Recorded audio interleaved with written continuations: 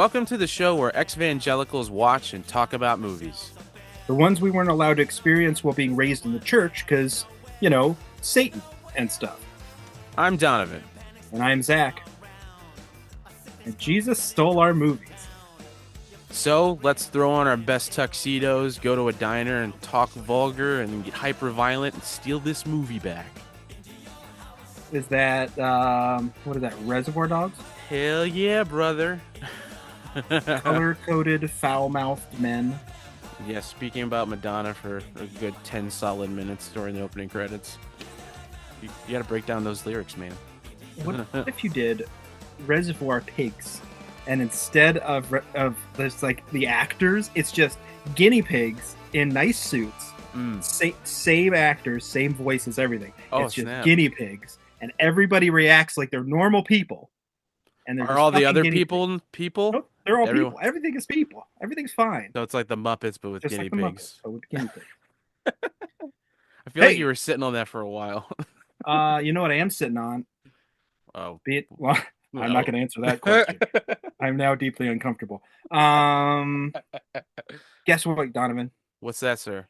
We have some guests with us today. Hell yeah, we do. So joining us today, we have Steve and Alec from the This Fire podcast.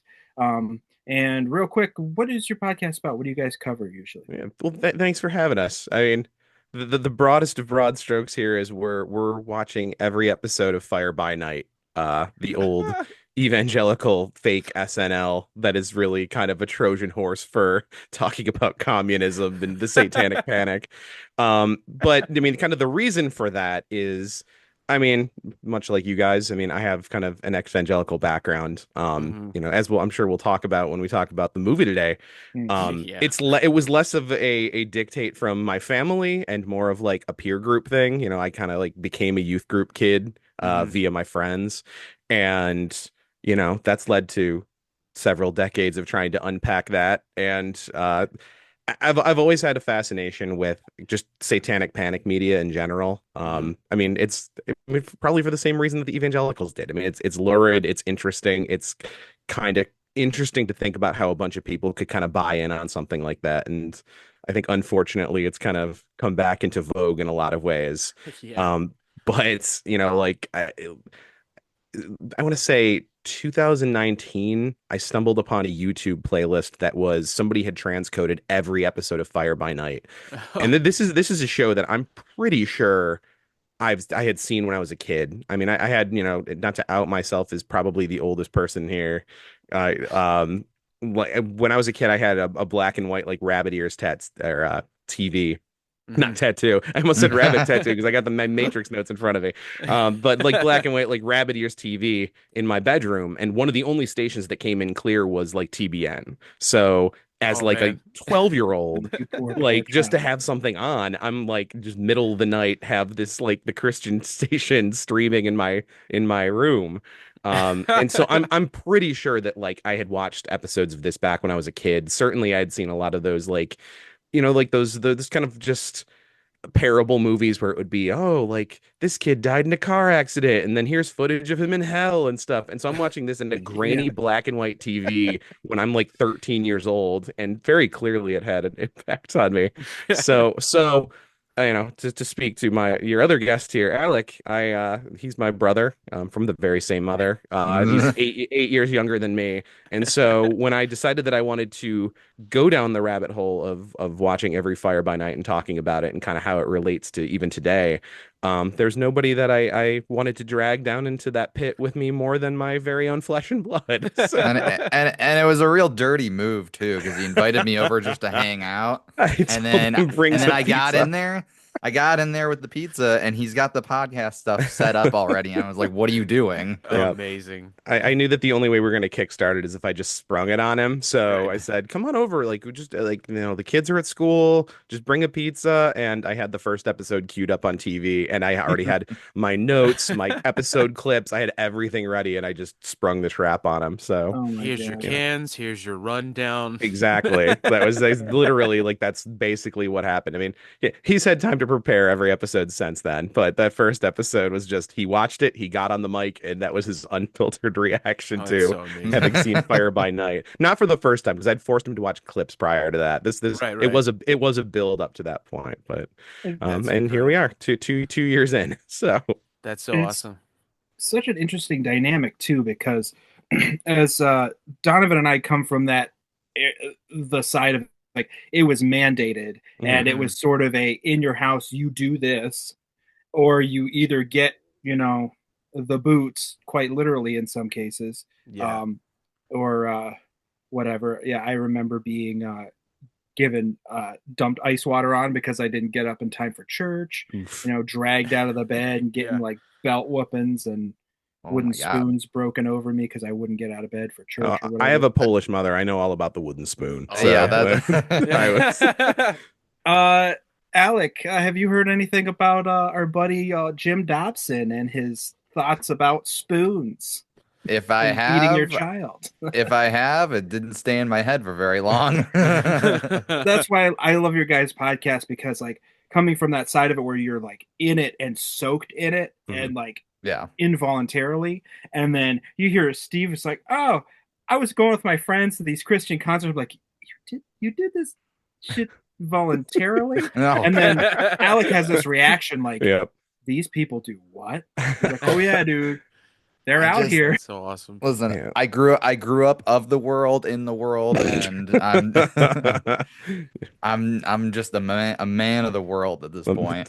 worldly man, but yeah, no, I mean, I think that's just it's kind of we kind of experienced a lot in terms of like the breadth, because I mean, growing up and we went through all of the thing we were forced to do was like CCD classes.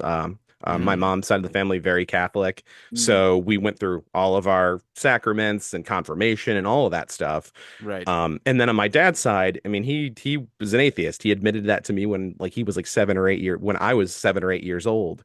That's a weird thing for him to tell a 7-year-old. We were coming back from Boy Scouts, and like because Boy Scouts is very God coded, and yeah. it was like having a conversation about that, and then him admitting to me that he didn't believe in anything like that, and I think it was one of those things where it was kind of a revolutionary moment of like, wait, you don't have to, like, Right. but then on the flip side, it's okay, well, here comes Tuesday, I'm walking from elementary school to the local Catholic school to go take my CCD classes and whatever. Yeah. And then my next door neighbor, my best friend growing up, still my best friend, outside of Alec, of course. His parents were the evangelicals, and so it would be like we'd go every Saturday night to basically like the elementary school version of youth group, and of course yeah. I wanted to go because we'd get Burger King on the way home, and then we'd watch, like, we didn't have cable growing up, so we'd go over to their house and watch Nickelodeon, and so it was like I'm hanging out with my friend, and they'd give us apple juice, and we'd watch Bible stories, but of course that segs into, well, then that becomes the middle school program, and that becomes the high school program, and all of a sudden you're going to DC Talk concerts and revivals and things. So the process worked on me, I guess, in terms of that pipeline. So and especially coming out of like the Catholic stuff, I kind of recognized that was so regimented and so school like. I mean, I remember, and I was always really bad at school. I mean, I was classic ADHD case, like since second grade, just why aren't you trying harder? What's, that kind of stuff.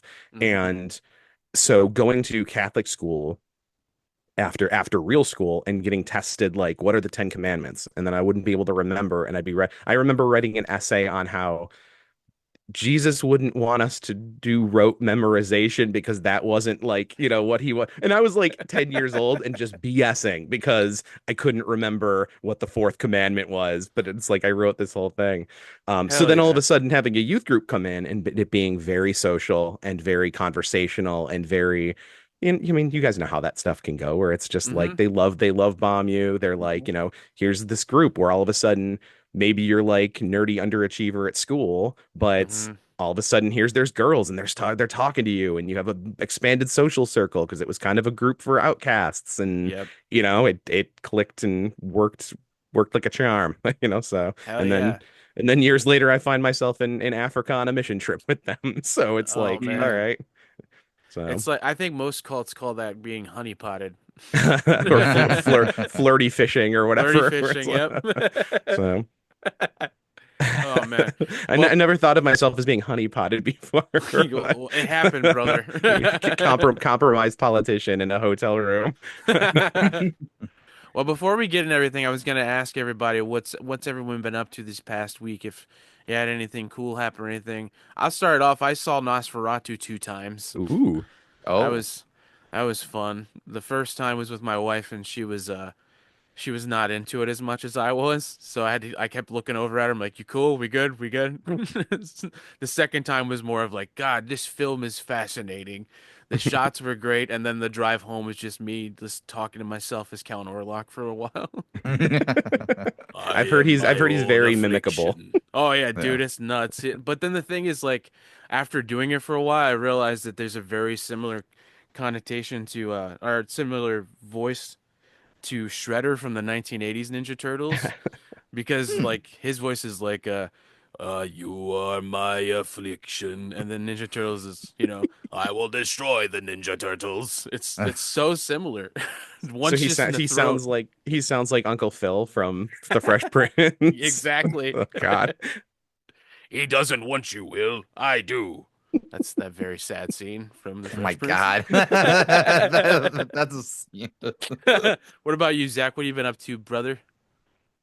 I don't know, man. I'm just chilling. I've been killing myself trying to finish my book. So, Yeah. because I got a new job and it start in February, so I have like the next 2 weeks to finish my short story collection that I'm writing. But we finished the second season of Rings of Power, which I really like a lot. Oh yeah. And people give that show bad stick. Because they're racist. B because they're sexist. Um, and C because Tolkien fanboys just need to fucking relax. But I actually really really liked it a lot. Well, that's dope. Hell yeah, brother. I like Middle Earth. Fuck you. You know what I mean? Like I get to see some dwarves and shit. Let's go. Hell yeah, yeah. yeah, but my lore. I can't believe that they would change things. Oh no. That's usually the go-to, right? This Is adaptation changed something. I feel it. I almost threw bricks when I found out that Dobby's wife wasn't going to be in the Harry Potter movies. Dobby has a wife? See? Dude, I didn't even See? know that. That's crazy. And she's an alcoholic. She's a wino. And Dobby's trying to get her to stop drinking. It's the best. I'm still shocked that are you is this real? This is not a bit. Are you telling truths right now? No, I'm being real Who are this you time. talking to? Me or him? I don't know what's more believable. Yeah, I don't know. No, it's real life, guys. Dobby has an alcoholic wife. What? Wow. You read That's why Harry when- Potter, Eustander? Oh, I did. And it was very secretive, actually. We can get into that another time. That's Oh, why I in the don't. movie, when the dagger hits him in the heart, he's like, "It's about time she wouldn't stop drinking." Oh my the God. best. Oh my God. You what? That can't be. What the hell? That part's not real. That part's I not was real. gonna say, I genuinely don't know. What about you guys? What have you been up to? It's been a work week. It's It's been pretty boring. I don't know. I had a large project from work get dumped into my lap, and that spills over to Alec. We're both videographers, so Oh, nice. we work together as a team. That's kind of again how the podcast stuff started. So That's so we cool. had the equipment to do it, so we did. But Hell as you yeah. can see, like I have a new camera behind me, so I've been testing that out for work and doing that. So. Hell yeah, that's awesome. Yeah, no, it's good because it's like, we're freelancing or whatever, so we're our own bosses, but at the same time, it's, it can be tumultuous when it's like, oh, we have to figure out health insurance or whatever. So, Yeah. there's pluses and minuses, Yeah, shoots and for ladders. sure. Well, that's cool that you guys are doing that. Did you guys do a lot of like film stuff when you guys were kids? Yeah, I'm also Yeah. I'll have to send you the link. I think it's still on YouTube, but I mean, I got my first camera like maybe freshman year in college, which would have been Okay. 2003, and like it was the first time it was like mine. Like my grandparents had a video camera growing up that we would borrow, and we'd make like little stop motion videos on things with Star Wars figures. Sick. And then when I finally got mine, I was like, all right, we're gonna make a monster movie. So I had just read Bruce Goddamn right you Campbell's. autobiography. Hell yeah. And he like had the recipe in there for how they made the blood in the Evil Dead movies. Mm-hmm. And so I made a big old vat of that. We dumped it on Alec. So I have footage of him like he's like maybe 10 years old in this thing, and he's just doused in blood and running around our neighborhood screeching. And like That's so I'd have sick. him chase my friends around. So we made the monster one and the monster two. And That's then so cool. so we would, it's exactly what you're imagining. It is the first thing that somebody has ever made, just testing out the camera, and Right. the lowest of the low quality footage, but it's something that resonates. I think it was the first time that Alec and I ever really collaborated on a creative project like that. That's so But cool. much to his chagrin, because then he would have to like go fully clothed into the hot shower for 15-20 minutes, just letting like the taro syrup melt off of him, because it was like that's what that blood supposedly was. And I don't think I think that however we mixed it, or whatever that recipe was in the book, was too thick, like, or didn't include enough Mm-hmm. water, because it basically just like caramelized onto him, so Oh my he'd be God. coated in blood, and it was so Have to gross. chisel it off of them Yeah. practically. It Hmm. doesn't taste the way you want it to taste either. Uh, That's the That's gnarly, Mm, but that's yeah. cool. I made a lot of videos with my sisters when I was a kid, so that's pretty sweet. I actually made videos with my kids now. We make like little shorts all Oh the yeah. time and stuff like that. Yeah, I sent a couple to Zach. Like we did one called like the fruit snack heist, where it was like an old school like them stealing all the fruit snacks while distracting me with like fake ketchup blood and shit. That's So great. that's awesome that you guys like went full throttle with it and partnered up and became business partners and doing that as a full-time thing. That's fucking that makes me stoked.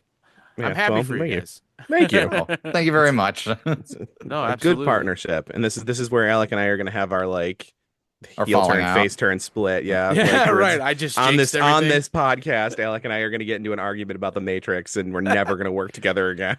I I said the actually blue think that pill. I think that Neo and Trinity have a good relationship. There's nothing toxic here at all. I love this man that I've had one conversation with.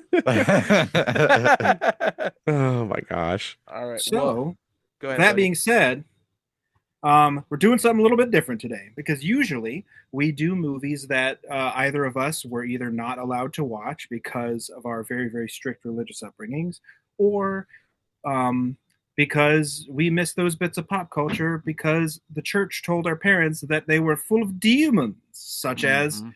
New Ninja Turtles or Power Rangers, which is so fun when you tell people like, "Oh, I wasn't want to watch Power Rangers when I was a kid," and their eyes get like this big, and they're like, "Oh my god, that's crazy!" Ivan Ooze This was the devil. because he told you to throw it in their parents' faces, Yep. because rebellion is akin to witchcraft. Mhm. Hell We've yeah. learned this. This is in the Bible, sir. And but this week we're doing The Matrix, and instead of Jesus stealing our movies from us, we're talking about Jesus stealing the movie and his followers completely appropriating this entire film. It Mhm. was hilarious. What does that look like? Well, the funniest little connections I found that a lot of Christians try to appropriate this movie with was a giant thing right here. Actually, we can just end it this little bit after this. This movie was released on Easter weekend. Oh my So, god. How Checkmate. perfect. Checkmate. It's almost like it was on purpose. I also love how this movie is they only ever use the first movie when they try to act like this is a whole allegory for Jesus. They never go for the sequels. I know that it's probably because of the giant orgy in the second one, but they could still try. You know what I mean? It's like that was Legion. It was just a metaphor for the demons that took over the pigs. You're saying that Jesus never got real freaky and had, He was with 12 guys all the time in the desert. I'm not saying I'm that just at all. There were sorry, go ahead. No, you're cool, buddy. Go ahead. There are like several books written about this, right? Like a wide scale appropriation of this film's message, which is very, very funny when we talk about what the message actually is about the movie. Yep. Of just appropriating this film, which by all accounts and things we've already talked about, should be fairly antithetical to the Christian philosophy, or at least the evangelical, extremist, white nationalist, Christian nationalist philosophy. Mm-hmm. But unfortunately, this kind of stoked that fire. Mm-hmm. Yeah, that's what I was about to say too, as well. As like, it's funny to me that most of the time this is used as an allegory rather than looked at as sacrilegious, because it could definitely easily be turned the other way. And it makes you wonder why for sure they wanted to do that. I don't think I ever really found a true answer, except for they just like to take things in pop culture and be like, "This is ours." Yeah. I mean, in that way, they kind of did steal it from you, then, right? It's like they're making it into their own thing, and as a byproduct of that, it becomes less attractive to people that maybe are not up on the religious aspect of it. Yeah. Absolutely, and they like could use.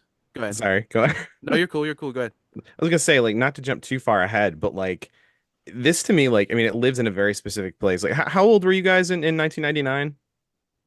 I was 8. You were 8? Yep. I think it was 12. You were 12. Alec, you were 7. So I was like 13 turning 14. So Zach and I kind of in the same pocket there. But yeah, like, so I feel like 1999, like it's become this like kind of legendary movie year. Like you just have like all of these studios putting out like week after week. It was just like The Matrix Episode 1, Austin Powers 2, The Sixth Sense, The Blair Witch Project. Like it was just, all this stuff.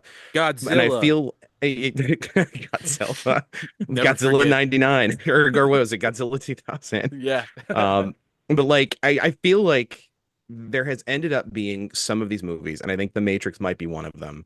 Fight Club, American Beauty, where the metaphor and the actual message of the movie is so easily co-opted by those people, right? Especially Fight Club. Like I think Fight Club is one of those movies where it's like, this is my controversial opinion, is that it's not very good because it is a movie full of great performances, amazing cinematography, just iconic lines and stuff. And then for 99% of the audience to not get the right message from it, like that to me feels like a failing. But like, the Matrix kind of has that same thing where, we're going to talk about, I'm sure, like the development of it by the Wachowskis and what they actually meant by it. But for that not to be able to be read, and for so many people to just be like, nope, this is ours, and it actually kind of maps to our thing too, feels a little like, okay, well, maybe there was a trick missed there by the Wachowski sisters, So yeah, absolutely. And I think that's all perfectly on fucking point, especially the appropriation part. It's when you really sit down and think about it, it's honestly kind of sickening. Not to say like other things aren't worse, but it's still it makes you very mad because you realize the scale at which they do this shit. It's not just this small little movie. When you really think about it, they appropriate so much stuff to make it theirs, and I think the biggest goal is to bring people in, obviously. You know what I mean? Like Alec and I just did for our Christmas episode, we did the Turmoil in the Toy Box, the Phil Phillips. Oh God. Like, yeah, right. And it's kind of like weird, like when I started thinking about it, like obviously like that whole crux of that book is He-Man is evil. He's getting his power from Grayskull and from the sword of power and all this stuff. Like I don't understand. Like maybe it's just like it was new technology that they developed over the 90s to be able to co-opt something like this, because like you were saying, like why wasn't this viewed as sacrilegious, but He-Man holding up the power sword and like, that's basically the Bible man thing, right? Where it's like, oh, he's literally putting on the armor of God. Like they could have co-opted He-Man so easily and said it was about Jesus. Well, because they literally said the word Jesus Christ, and somebody says church at one point in this movie. So it's a Christian movie. That's true. They gave him a hook. Well, in the Ninja Turtles episode, like the second one, I totally found out that lady who is the ghostwriter for Phil Phillips's books wrote a anti-Ninja Turtles, like Ninja Turtles Exposed book. Her name was like Miss Roby or something like that. Miss Roby or something. And so like I actually mentioned the second episode, but like, yeah, and one of the things she does mention in that book is the absence of any acknowledgement of God or Jesus. And we're just like, so if Splinter said, let's all go to church, you dudes, they'd be completely fine with it. Like, I don't know. I Or if love you that just call one of line. them Jesus. Oh yeah. That's my favorite Splinter line. You know who else disappears quickly without trace? Jesus Christ. And that's all it takes. That's the Yep. one acknowledgement. And they're good to go. Jesus was So a true ninja. before before we get into the synopsis of the film proper, we have to also acknowledge what the actual messaging of the Matrix is. And before I say this, I claim no knowledge. I am very ill informed. I just try to be as good of an ally as I possibly can. But the Matrix is very, now watching it now, it's very explicitly and not even subtext. It's a trans narrative that the Wachowski siblings have now transitioned and they're trans women. This whole movie is about expressing that journey. And I'm not going to talk too much about it because I don't want to be a jackass or anything. But this movie is a transgender narrative.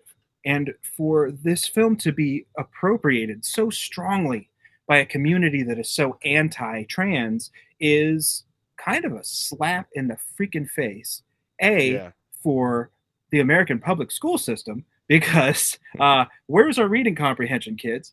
And B, because just like the nasty, horrible things that we'll say about people and making up stuff to just discredit human beings for not feeling themselves or like trying to be their best self. And you're sitting here shoehorning Jesus into it. It's kind of nauseating, but we do need to acknowledge that yes, this movie is specifically, and maybe not even at the time. I don't even think they spoke about this. Probably because in 1999 they would have got tarred and feathered and thrown in the Pacific Ocean. Totally. Right. Even now, but it does need to be said that like all of the heavy duty appropriation, Christian appropriation of this film is just kind of perverse when you think about the actual authorial intent. Absolutely. So, are you fellows ready to get into the film? Let's get jacked Absolutely. in, brother. Let's do it. Yeah, let's do it. I know Kung Fu. I don't.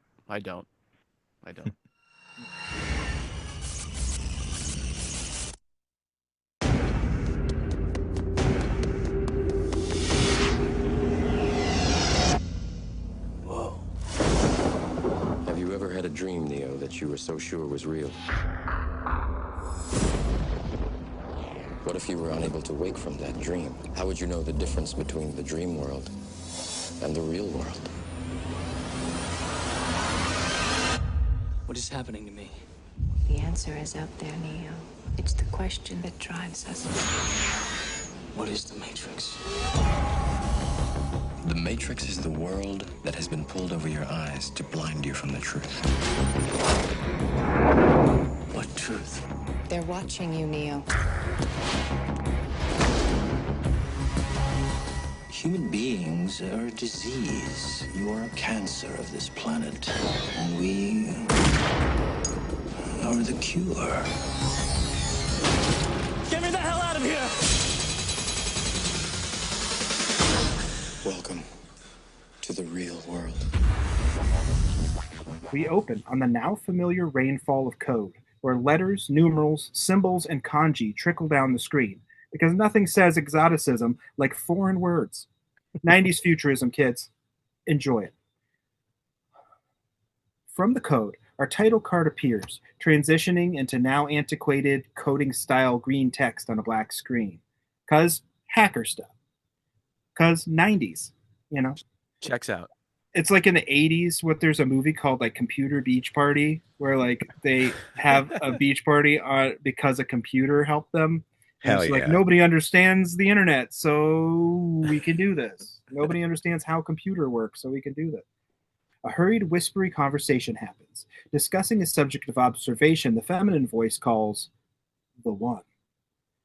And this is an important detail I noticed. I did not notice this until watching this film. A, because I don't really like this movie very much. And B, I just noticed this because I think I've only ever seen this like four or five times. Sin. Trinity is talking to Cypher here. Yeah. It's a very important detail that, like, she says, "Is this a clean line?" And he says, "Yeah, it's a clean line." And of course, we already know that Cypher is on some sus shit. So, like, man. I thought this was a nice, subtle bit from the Wachowskis here. Cypher's on some bullshit. It's not a clean line. This is foreshadowing. Yeah, fuck you, Joey Pants.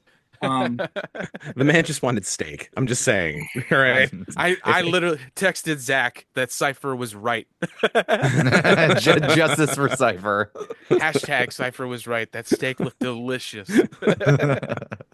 Our green text morphs into a digital portal, sending us hurtling forward into a midnight police raid. The cops cop Copley through a ruined, abandoned hallways, pointing their flashlights around with impeccable technique that would surely make Mulder and Scully envious. They breach a door in a Copley manner, drawing their guns on a lady sitting alone in a dark room. Typical. Oh. Yeah. Oh, no. No, she walked out of there just fine. If these were non-Matrix cops, they probably would just pop this lady. Oh, no, I was just talking about drawing on somebody with their back turned. Oh. Or they'll just shoot through your apartment walls. That's fine. Yep. That's standard procedure, I guess. Outside, a scary black car arrives, bearing scary black-suited dudes. One of them frowning so deeply that even Judge Dredd would be proud. The agent admonishes a police lieutenant for not waiting to start the raid till the suits arrive, and he says some sexist shit and is super reductive about a lady. And he's a dick. The agent says, "But sir, your men are already dead." We're like, oh man, can Hugo Weaving be any fucking cooler? Look, I was gonna say, like, this rewatch for me was very, like, I don't know. It revealed some things to me that I haven't watched this movie in years at this point, and my feelings on it, I feel like, have changed. However, that was one of my notes that I wrote down was Hugo Weaving still killing it. Like, just the way that those words are like rolling around in his mouth, every word he enjoys saying, like, it's perfect. Oh yeah. No notes, done. The way he says it's the smell when he's like Morpheus tied up, and he's like, "It's the smell." I'm like, this man should have got an Oscar. We're over here praising his performance, and meanwhile, he's just desperately trying to cover up his New Zealand accent. Well, unlike Sam Neill, whose accent shifts every single time he opens his mouth. There's so many times in this movie where I wanted to put, like, oh, the Red Skull said this. Oh, Elrond said this. And then I just couldn't shoehorn Lord of the Rings stuff in everywhere. I didn't realize how much he was in over the last, like, 20 years. He's fucking V for Vendetta, too, which I never realized. That's nuts. That's crazy. I think, did you learn that when we talked about this the last time? Yeah, I think so. You were like, what the fuck? Cut to upstairs, where the cops try to arrest the lady. This doesn't work out for the cops very well, as the lady busts out some super cool, ultra-revolutionary, never seen before anywhere, we swear to God, fighting moves. As the camera pauses with her jump, rotating around her in what, at the time, was a mind-blowing revolutionary technique, which now just feels like almost a parody of itself. So wild how that happens. Yeah, can I just ask you guys a question? So watching this now, like, because this is true, at the time, like, this was the coolest shit. Like, this was, oh my God, like, never seen anything like this. I think just because it's been parodied so much, because it's been used so much or whatever, it's almost like this movie accidentally got co-opted by its own successors, and watching it was like, oh, it's one of these. Oh, this is kind of worse done than a lot of ones I've seen. Like, it just it just aged it so much, seeing some of these, like the rotating around shots, and like some of the shots where it's like, you know, Trinity running up the stairs, jumping out the window, this and that. Like, everything about it feels kind of uncanny, and like it hadn't been quite worked out yet. So I was able to appreciate it. Like, I was trying to put myself in that 1999 mindset, but there was so much of the combat that was just ripping me out of it and being like, oh, this is way cheesier than I remember it being. Like, oh, this doesn't stick the landing, you know. A lot of the wire work for sure. It definitely feels like there's somebody on set that was like, man, that was so cool, and everybody else looking around like, okay, let's go to the next shot. This is the Mall Ninja fanboy version of everything Hong Kong action cinema. We just watched Blade recently. We did an episode on Blade, and I was shocked that Blade came before The Matrix, because as we were watching Yes. Blade, I'm just like, they're doing this, they're doing this, they're A doing lot all of the these same different things stuff. that the Wachowskis made choices to do in The Mhm. Matrix, and like the Blade came out a year earlier, and I'm just like, oh, okay, well, they were biting off fucking everything Mhm. for this movie. They might Yep. as well bite off Blade too, because it Yeah, was so like much fun. it's like Blade and half the shots being from Ghost in the Shell, and you Oh know, my Mm. God, yeah. like did Blade have Rob Zombie's Dragula in it? I feel like there's got to be like a comprehensive list of like all the movies and video games that had Dragula in it for some reason. Like My it's ki- my kid came home asking me if I knew that song a couple days ago. I was like, ugh.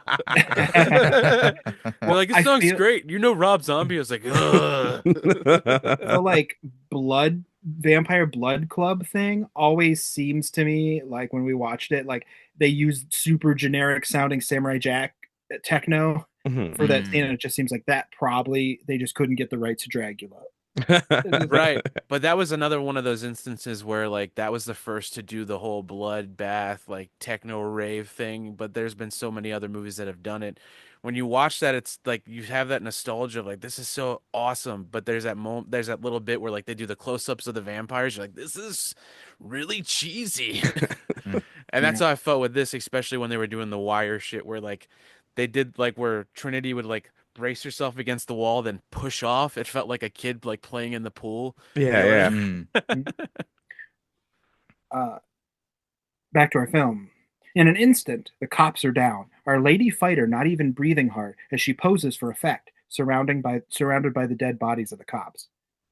Fight Lady calls someone with an incredible voice on her cell phone, calling the man with the mellifluous tones Morpheus. Morpheus tells Fight Lady that they cut the hard line, whatever that means, because there's the rules for this universe are not super uh, scratchable, I guess. If I'm saying, like, if you scratch the surface of the rules, they don't really work. They cut the hard line, but there's no real hard, like, It's like if you're hooked up to a 56K connection, you can get out of the Matrix, but Yeah. not over a cell phone network. Well, So I discovered something I never noticed about this movie before too in just a second. Well, not by the end, but like, yeah, you have to have enough bandwidth to get a person's mind back out of the Mhm. Matrix, I'm assuming. So that's interpreted by the program as a landline phone, maybe. Mm. Yeah. I guess that means that like today we'd never get out because nobody has a Yeah. landline Right. phone anymore. Right. Well, That's why that's they like pushed 5G. They want us to stay inside. They want to trap us. like you have to imagine like the robots know like how these guys are getting in and out. They have to get to the phones or whatever. Like they didn't just think, okay, we're going to escalate this by 20 years. It's 2020 now, and none of this is anywhere, or just like artificially take out phone booths or whatever. Like craft that a little bit. Change the program to Yeah. make it that, I don't know, Alexander Graham Bell never invented the phone in the first Yeah. place. Just plug the holes. They must need the phones themselves. How are they going to call home? Right. They get a program in a glowing finger. Morpheus tells Fight Lady that they cut the hard line, and she has to find another landline phone to escape the agents. To which I say, damn son, it's a good thing this movie happens in 1999 and not today. Mm-hmm. Morpheus tells Trinity, who we now learn is the Fight Lady's name, to hightail it, because them agent boys are coming, and there's a landline phone somewhere on the street near. Trinity cusses and books it, drawing the cops and one of the agents on a merry chase over rooftops and across alleys, and the lady in very tight, very uncomfortable looking, probably extremely squeaky outfit manages to outrun and outpace them at every turn. What do you mean probably squeaky? You hear it like throughout the whole movie. Oh, do It's you just- actually hear it? Yeah, it's like The leather noise. Yeah, it's like see that's squeaking and that's the stuff. thing. Neo's the smartest one of them all. He's just wearing like denim and like cotton blend outfits. He's good. Right. He's going for comfort over style. Even his duster is like a fabric. Everyone else Yeah. is leather. I'm really glad Neo likes breathability in his cyberpunk outfits. because poor Trinity probably just has to like empty her shoe of like 4 ounces of water every time. I'm glad you mentioned that you could hear it because like this whole movie, I'm just imagining this poor sound engineer just like losing his mind, getting a nosebleed, having to edit out all the squeaking of her. Dude, the squeaking was so loud that I remember that when this came out, there was a viral video. This is way before YouTube. This was like during BearShare and Napster and stuff. Mm-hmm. My dad downloaded like a parody video where someone edited farts over it because the squeaks were so loud, and it was like he would show it to everybody. He'd be like, "This is the funniest thing." I would love I would love to see like an effects list cut of like, especially later in the movie when they all go in and it's like 8 people in their leather outfits and it's like Yeah. they're walking up the stairs of the like apartment building, just no music, take like block rock and beats away or whatever, and it's Just the raw audio. Are the Foley artists with like 9 balloons just doing this? Yeah. The agent opens fire, and Trinity leaps out into open space, clearing an impossible distance across the street with a super jump, accompanied by an obnoxious camera angle, with more motion tracking on a lockdown camera. When the agent in pursuit doesn't break stride and performs a super jump of his own, Trinity briefly tries to hide, gathering her wits about her for a straight, probably very squeaky run and a flying dive into a different building. And this camera is already annoying me, and we're like 4 minutes into the movie. It calms down a little, but Yeah. but this is definitely one of the most egregious, like her jumping across the thing, and like it just looks, I mean, it looks bad at this point. Like it's really yeah. I like to pose to you, does it change and calm down, or do we just become so accustomed to it that we don't realize it Just anymore? become numb. Trinity lands roughly, drawing her guns, aiming at the window behind her, narrating to herself to get up and run. So she runs out onto the street in this dingy green hellscape that is supposed to look super cool and hip and cyberpunky, but just looks kind of gross and generally unappealing. And somewhere, a young Christopher Nolan has found his inspiration for his entire filmography. You're always out for Christopher Nolan. Cold-blooded. I don't have a problem with Christopher Nolan. I have a problem with his color palette. That's all I'm saying. Okay, let me ask you guys a question. So like, where did you guys watch this? Like were you like popping in a DVD or like rent it from somewhere when you were watching it this past time to prep? I have a digital copy of it Okay. that I sent to him. Because This was 4K. It was like looked gorgeous, wasn't it? Like super high quality video or whatever. So I was on the opposite end. I was watching a 480p. Ooh, Like yeah. I was on YouTube. Like I think does that thing where it's like you tie your things in whatever movies everywhere, because I own it on iTunes, but then it was like, oh, just I was sitting here on my computer and taking notes and whatever, and like so whatever version YouTube had. And like I know the color is different based on how you're watching it. Like I know like the iTunes version looks different than like my old DVD, looks different than the Blu-ray, because they like added green to it over time. And I guess I was surprised to see that. Like I didn't think that the 480p version, which maybe is like a straight rip of the DVD, didn't look crazy green to me. Like it was like toned down from that like later wash. They didn't think that there was enough green in the original cut. They were like, this could use a little bit more. Yeah, you're right. Filter over it. Especially once the sequels came out. Computer world, so we have to just green the shit out of it. They don't know it's a computer world, though. That's why you had to tell them. I'm assuming visually that's supposed to tell us as the audience, like, you know how Cypher says he just sees what's happening instead of seeing the code itself. That's our visual cue as the audience. We're watching the code act on screen, but like still, it just looked not the best. Yeah. But now that you mention that, I really wish I would have watched this because 99's old enough to have VHS. Yeah. I should have found a copy and watched this on VHS because that would have been wonderful. Yeah, I'm that's the thing. I'm curious like which is which, because I want to say once the sequels came out, they went hard into the green color palette. Like the highway scene in Reloaded is just straight up like sepia tone but green. And I think that what they did was go back to the original then because I remember like the original being a lot more clean, a lot more blue, a lot more like, and Yeah. then it eventually became what we think of as, oh, it's the green matrix filter. But that kind of came, I feel like a little bit later. I could be wrong, but I feel like it wasn't like that in the theaters. No, I think that you may be right, especially with like clips I watched for this and stuff. I was watching it and it just seemed like it was way more color coded. I think you may be right. Like, I don't think I remembered it. Also, I probably put this out of my brain, but And studios do that shit all the time. Like they just did it with Alien Romulus, where they released it in the Mm. theater, and they did that AI rendering of that actor that passed, Yeah. and then they put it out on home video, and they completely redid it to make it look better. Yeah. See, what I would have Oh, they liked did? is what I Yeah. would have liked is Wow. if they reshot that with not that AI Ian Holm and put in anybody else. Yeah, it would So- have worked. what? Fuck! It would have been funny if I would have thought of his name, Martin Freeman. Just it's fine. See, That would've been somebody really funny. Seriously, That would have been Thank you. hilarious. like yeah, just like in universe, any representation of young Ian Holm is just Martin Freeman. Like yes, in the world. You know what? I would have thought that was great. Like that. But yeah, I just listen. I have my Alien poster there. I've got my Alien ephemera around. I am the biggest fan in the world of the first two movies, and Yes. it's just like when Ian Holm showed up in Romulus, I was like, no. I had to why are we Google. I was doing like, this? "What is the point of this? Is there a connection?" No, Nope. it's Just just didn't need to be reference. in. No. Just Yeah. cause. I love my Hammer horror. And when they put that CGI Grand Moff Tarkin and whatever Ugh. Rogue One, Yeah. I'm like, you fucking what? Yeah. I was so mad. I was like, oh, that's not Peter Cushing, you Ugh. son of a bitch.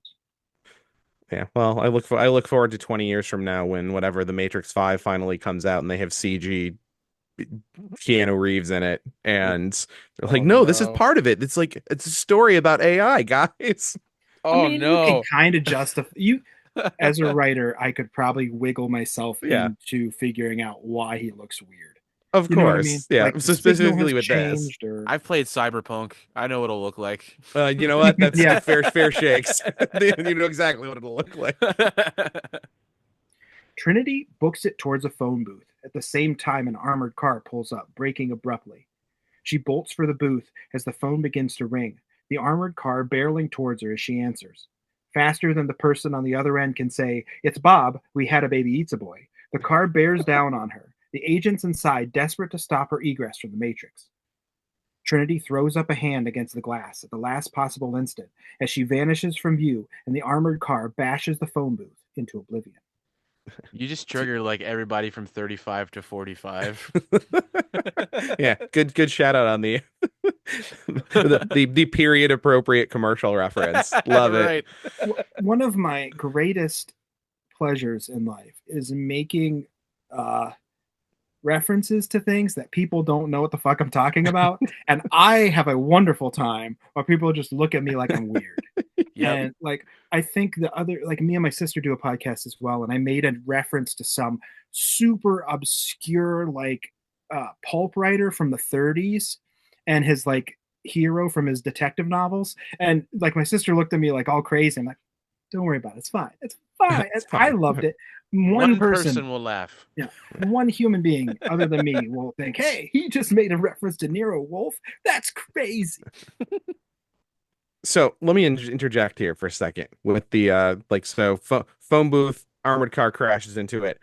For the first year of this movie being out and about in the public consciousness, this was as far as I had seen, because a friend of mine, so like you guys have your whole the things that your parents kept from you. Yeah. And this is actually one of the reasons why I when you guys wanted to collaborate, I suggested maybe we watch this. I mean, both for the evangelical connection, but also this was the rare movie that was actually banned in my house.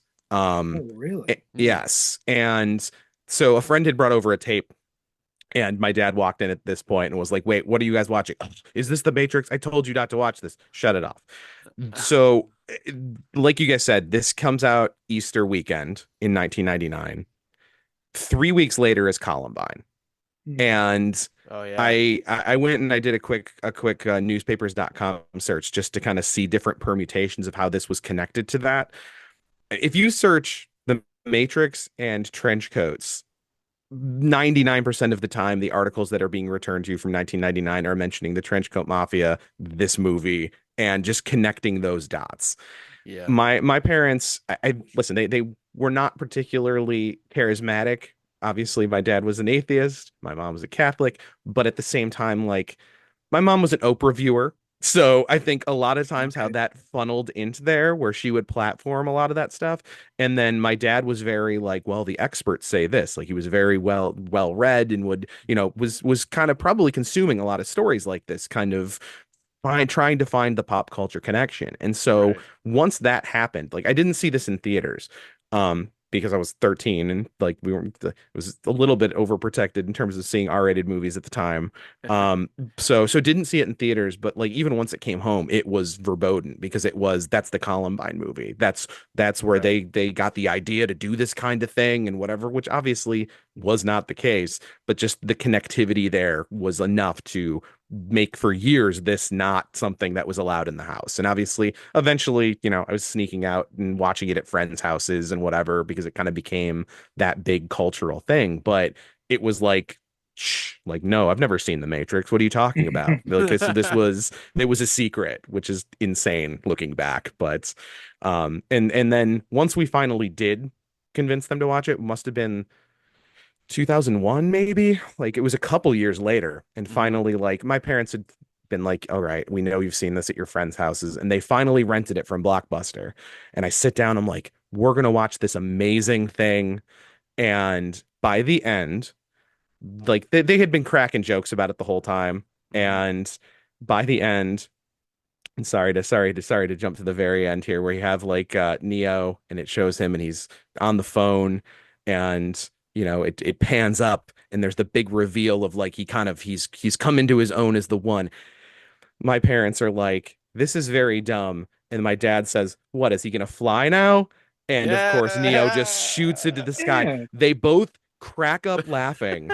And through like tears, my dad is like, this is the movie we didn't let you watch. Yeah, Steve, you can watch this whenever you want. We don't like they're like laughing. It was the stupidest thing they had ever seen. And as little like 14-year-old Steve, just furious. I was so angry that this is the reaction where it was like this foreboding thing. And then now I'm showing them, no, it's really cool and good. And thinking at least my dad, who was a sci-fi guy, would like it. They both just ripped it to shreds and thought it was the funniest thing.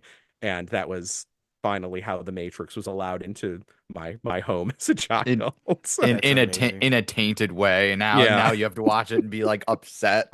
Yeah. Right. I don't want it anymore. Exactly. So, and by that point, like the Matrix Reloaded was coming out and I didn't want it anymore anyways. So oh no.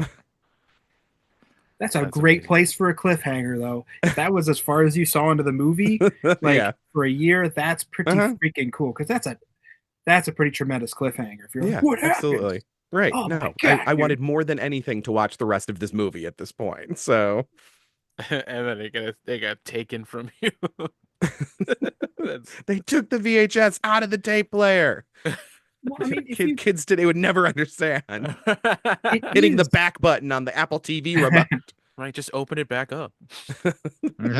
It is inherently a very silly movie. Yeah. Like, somewhere the conspiracy theorists are like all getting a nosebleed and their entire worldview ossifies. But like, it's not even like that good of a science fiction film. You know what I mean? Like, we're borrowing off concepts that have been done over and over and over. Like this, this movie is kind of like appropriation inception in a way. Like the Christians appropriated it. It's appropriated from a lot of Hong Kong action cinema and a lot of like, you would say like, what is there a name for it? That the sort of mid to late 80s, like hard SF type of thing, where the singularity was becoming, a concept in science fiction, where artificial intelligence was really harped on as like the big enemy of the future or whatever. What? No. That won't happen. No, artificial intelligence is just Robin Williams trying to get a dick. for 100 years. Is that what that movie's about? That movie. That what that was about? He's trying to wet his whistle. Oh my god. for 200 years. That is what that's about, huh? And then when he's finally a dude, he's like, "Come on." And he's just the hairiest man you've ever seen, and no one wants to touch him. He finally got skin, and he's got that much hair. The Bicentennial Man opted into that. He checked boxes. It's like, how much body hair do you want? All of it. I want the human experience. You're right. Turn that dial up. The agent that was inside the truck gets out and surveys the damage, looking extremely grumpy as his companions arrive. They say the rebels' next target is someone named Neo, and the search for him has already begun. The camera pans over the destroyed phone booth and pushes in and in and in, taking us down through digital tunnels and through code and vaguely technical-looking screens, and pulling out of a running search on a computer screen that is somehow projecting itself onto a sleepy boy one moment, and the next it isn't. Which I did not understand what they were trying to tell me visually. I couldn't even walk myself backwards into it. It was just like, this is supposed to be cool, like how Mother projects, whatever her displays are in the beginning of Alien. Yeah. Were they trying to say that? I don't know. I don't care that much about that. Wakes up the text on his screen, talking to him cryptically, saying the Matrix has him and he needs to follow the White Rabbit. And a knock sounds at his door, just like the cryptic text told him they would.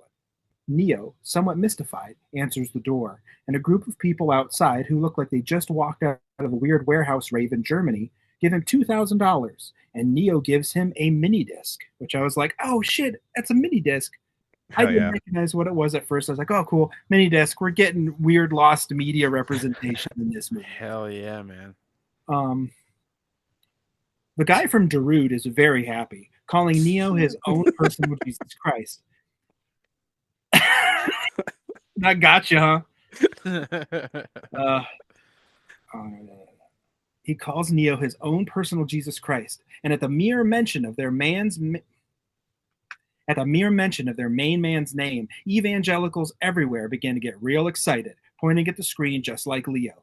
Wait, what? He said it. This is a Christian music. This is a Christian movie. What? And they all flip out. And instantly this movie has been appropriated for the church. I feel like that wasn't a blaspheme. That was a reference. Totally. It's a reference. I feel like the people that were watching this at this point were like just waiting for it so they could have an excuse to watch this, because they knew that this was definitely not a Christian movie, but they were just waiting for a reason to act like it was. Just like Christian dads being like, no, we can watch it. I'm sure it's about Jesus or something. And then that comes up and they're like, oh, but look at that. We're cool to watch the leather lady now. That's okay. I feel like there's something to be said, and again, I'm not educated in this, but I feel like, and I'm kind of just an armchair sort of literary person. I have no education in film theory or anything, but or even, I don't know, sociology. There has to be something to be said about the intersection between a Christianization of this film and the intersection with the conspiracy theory thing. Totally. Because as we've seen over the last several years, those things are tied very, very closely together. And it wasn't until I started listening to a podcast called Knowledge Fight that's very, very critical of Alex Jones, and they go through and they disprove all his stuff, that I remember hearing the pastor in our church saying these conspiracy narratives, these things, and just like you guys have covered on this fire, there are conspiracy narratives woven all the way through back into the evangelical, the fabric of evangelical charismatic Christianity. Yeah, and sorry, go on. No, go ahead. No, I was gonna say, this past summer, Alec and I went back to a Christian festival that I went to back in '99. Called Kingdom Bound, that's right around us at our local Six Flags. They take over the whole thing. And part of that was Alec had never gone to one. And I, have very, very vivid memories. And actually it involves the Matrix too. In 1999, we went, and they basically, if you went as a youth group, you had like goals you had to hit. So it's like you had to do 2 concerts, you had to take in 3 seminars or whatever it was over the course of it in order to go as part of the group. And so we went to a seminar and in 1999 that was basically the Christian version of what my dad was doing, because it was music and pop culture and how that has like impacted things like Columbine and whatnot. And The Matrix was one of those things that was brought up.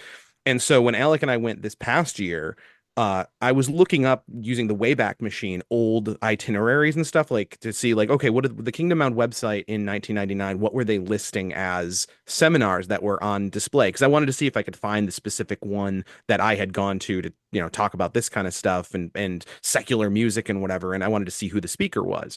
But like we went down the list and there were explicitly the New World Order and how it's affecting this and the globalists are like genuinely like Alex Jones level stuff. And this is on the Kingdom Bound. This isn't fringe necessarily. It's fringe to mainstream, but like Kingdom Bound is like we saw DC Talk that night. We saw the Newsboys. Jesus. This wasn't like in the Christian circles. Oh man, here is like a separatist, militia, group meetup or whatever. But they're having these Y2K and how to prep. Here's the New World Order, like that kind of stuff. And I guess I was just shocked looking back to be like, oh my God, they were platforming this stuff on the main stage for realsies.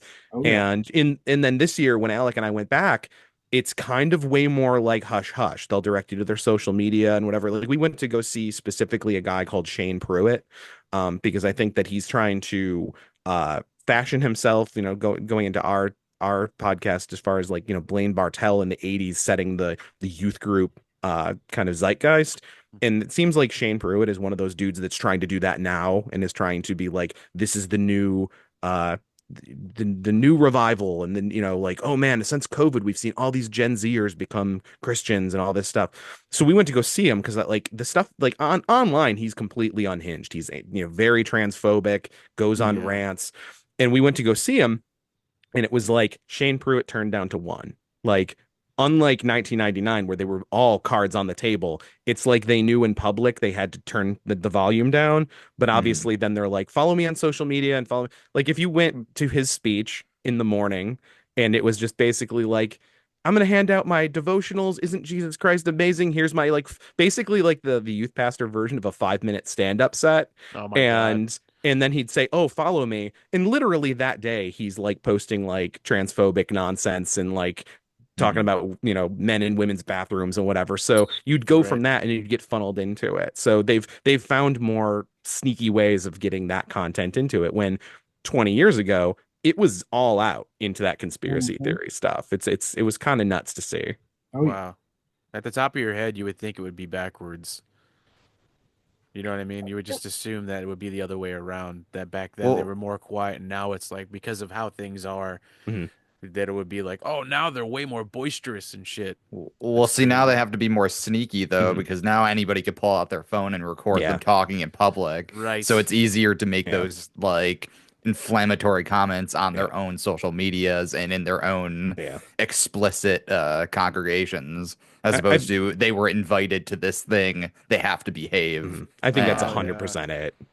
Absolutely, that makes total sense. God damn, I hate these people. It's so insidious too. It's the same thing as the love bombing, right? Get your foot in the door, get your toe through the crack, and then you can start spitting. And then pretty soon, and I know you've talked about this, Steve, pretty soon you're saying and doing things you never would have thought you never would have thought were okay. And it's just pretty insidious and it's gross. Yeah, and especially as a kid, like, I mean, I had no idea of like, the connections to this. I mean, 1999, Alex Jones was already doing his thing on, public radio or public broadcasting. And like, it's the militia movement was kind of strong at the time. It was on the back foot after Oklahoma City, but it was still, kind of riding the Waco fumes, and like that narrative was being fed to. Like I could have very easily gone to that seminar. I don't think I did, but I we were just told, hey, go to 3 seminars. Any are as good as any others. We went to the one that was like talking about Limp Bizkit and Korn in the Matrix, but we easily could have found our way into that one and gone down a completely different path. Like it's just nuts that was sitting shoulder to shoulder with, hey, here's how to work out and honor your body for God, and that, like it's crazy. It's foul. It's foul. I cannot wait till you guys get into Acquire the Fire and Ron Luce's and deeper evil. Because you mention your boy Ron all the time. Oh yeah. Don't say his name. Our church, we went to those Acquire the Fire 3-day commercials. Seminars that like we were all forced to go, and everybody, like our youth group actually played Fire by Night on the TV. So like I was fairly familiar, but like I can't wait until you guys get into some of that stuff. Yeah. We'll have to have you on then, because like I have never been to an actual Acquire the Fire rally, or I've gone to like knockoffs of them, but never to like an actual Ron, the genuine Pepsi article of Ron Luce's 3-day revivals. He's been to the Kmart of the revival. Yeah. You've been to the Walmart. Yeah. In Buffalo, New York, we very rarely got the actual things to come to us. So a lot of tribute bands, not the real thing. Okay, so. Oh, and by the way, Zach, I just, you mentioned Darude. I looked this up real quick. Sandstorm was released in October of 1999, which that 8-month delay between these two really is the only thing that kept this song from being in this movie. Oh guaranteed. yeah, it was going to be in this. Zero chance that wouldn't have been included on the soundtrack. Absolutely. I'm going to listen to this fucking soundtrack when we get off of here, just so you guys know. Just so you can listen to Dragula. Oh, I'm skipping that one. And fucking, I was trying to remember which, because sometimes I get Sandstorm and the Popcorn song. No, Sandstorm is, okay, I got it. I'm not going to do it. I'm not going to say either of them, because everybody will have it stuck in their head for the rest of the day, and I want to save you gentlemen from that trauma. But now, I am completely, it's just in the back of my head and I'm just distracted. Neo tells the guy from Darude that he's freaking out, and the Ravers ask him to go out with them tonight. When he declines, Lady Mechaneck is weird and movie sexy, exposing a tattoo of a white rabbit on her shoulder, causing Neo to agree to go out. Cut to super thumpy 90s dance club time, where the Ravers hang out and are movie cool, and Neo is looking to dig through some ditches as Dragula plays. Hell yeah. Trinity saunters up, probably very squeakily, and Neo affirms this movie is firmly set in the 1990s with some good old-fashioned movie sexism, where he says it's like that thing that in every movie in the 90s where someone who is a woman walks up and says, "Hey," and like, "I wasn't expecting you to be a girl." Like, can we just like, okay, it's 99. But it's 99, so the transgressive thing was then she's like, most guys do, and like that would have been like, oh, she got him. We've had a female Star Trek captain by this point. I think society should be beyond the casual, "You're a girl" sexism. That should be the benchmark, Well, that's the like chud, like cool guy kind of like they expect every other cool person to be a guy. So then it's a throwaway line to just be like, "Oh, isn't that cool?" Yeah. Hey, but right. Alec, I got news for you. Trinity, she's not like other girls. She's not. She's different. Okay, that makes sense. Okay, now that you said that, you could have a beer with her. That's what I'm saying, Oh, I didn't think of that. A very squeaky beer. Yeah. Trinity speaks cryptically to Neo, saying she's here to warn him that he's being watched, and she knows why he feels so damn uncomfortable in his life. He's seeking a deeper truth, looking for him. I don't know. This is seeming pretty Christian right now. Sure. And in this moment, we as observers from the future look on, channeling Robert Frost as we watch two roads diverging in the ideological yellow wood of this film. One, the author's intent, a trans narrative, which in hindsight isn't even really that subtle. Neo feels like he is not comfortable in his life. He does not feel like he is right in his skin. Something is wrong. He is having, let's say, digital life dysphoria. Right. The other road that diverges in the ideological yellow wood is a conspiracy theorist's self-affirming wet dream. Yep. Cut to the next morning, where Neo wakes up late, running to work, where he gets a savage dressing down from his boss in a way that makes us all very thankful for today's corporate jargon euphemizing. That was another like super 90s thing. It was just like the boss being like, "Fuck you!" Like, oh, there would be another person think you are in the special. Room. Right. Yeah, right. You better be at your desk, or I'm gonna fucking punch my fist through your hat, or whatever they do in Mary Poppins. But like, yeah, nowadays there would be another person in the room, and they'd be like, "Let's see if we need to accommodate your needs. You're not meeting your key performance indicators." There would be 17 jargon words that have to be hit on the HR list. I'm imagining the Zoom call where Neo gets yelled at, and it's like, I'm just gonna add in Kate from HR. She's gonna run down the list of things we need to talk about today. You know what? I would rather be like just ripped from stem to stern instead of doing all that. Yeah, right. Just scream at me for 30 seconds. Let's get this over with. Yeah, kind of. I mean, that way, if you pop off at the guy, you've been you got a reason. Right? Every so once in a while, I think about like the let's say operating without a safety net of being self-employed and being a freelancer, and then I'll see like TikTok videos where it's like people mimicking like layoffs that they got on Zoom, and I'm like, nope, can't do this. I cannot. I would never jive well with this world. Nah, nope. Back at his desk, we learn Neo's government name is Thomas Anderson, and he's receiving a package. Almost immediately after receiving the cell phone inside the package, the device rings, startling him. The voice on the other end is deep and sonorous. Morpheus, telling him that the agent boys is coming, and he doesn't have much time. Neo looks over the cubicles in the corporate hellscape and sees 3 agents, all turning their heads towards him at the same time, very creepily. They head toward him, Morpheus guiding him through the motions of escape, hiding in vacant cubicles, bolting down hallways, crossing scaffolds outside the building, testing his faith in the voice on the phone. Testing his faith, you guys. You see? It's a Christian movie. They're talking to us right now because Neo is having his faith tested by a voice in the sky. Oh my if only he had had the gift of discernment, he would have known that he should be listening to that voice. He needed the Holy Spirit. He would have not gone out a window. He would have figured it all out because he understood what he was saying better. Neo, it seems, has no faith in the God of Dreams and ends up in agent custody. Shoved into the back of their car as Trinity observes from a ways off. The lead agent interrogates Neo, calling him Mr. Anderson, saying that he leads 2 lives, one respectable, one teetering very close to the edge of terrorism. Neo's search for Morpheus, it seems, is bad business. You know, it was something that kind of clicked with this viewing, like especially kind of, years of, kind of knowing the trajectory the Wachowskis went on and like the trans allegory. Agent Smith is just dead naming him the whole time. Like he's Neo, and then Mr. Anderson every single time, like very it's intentionally. Yeah.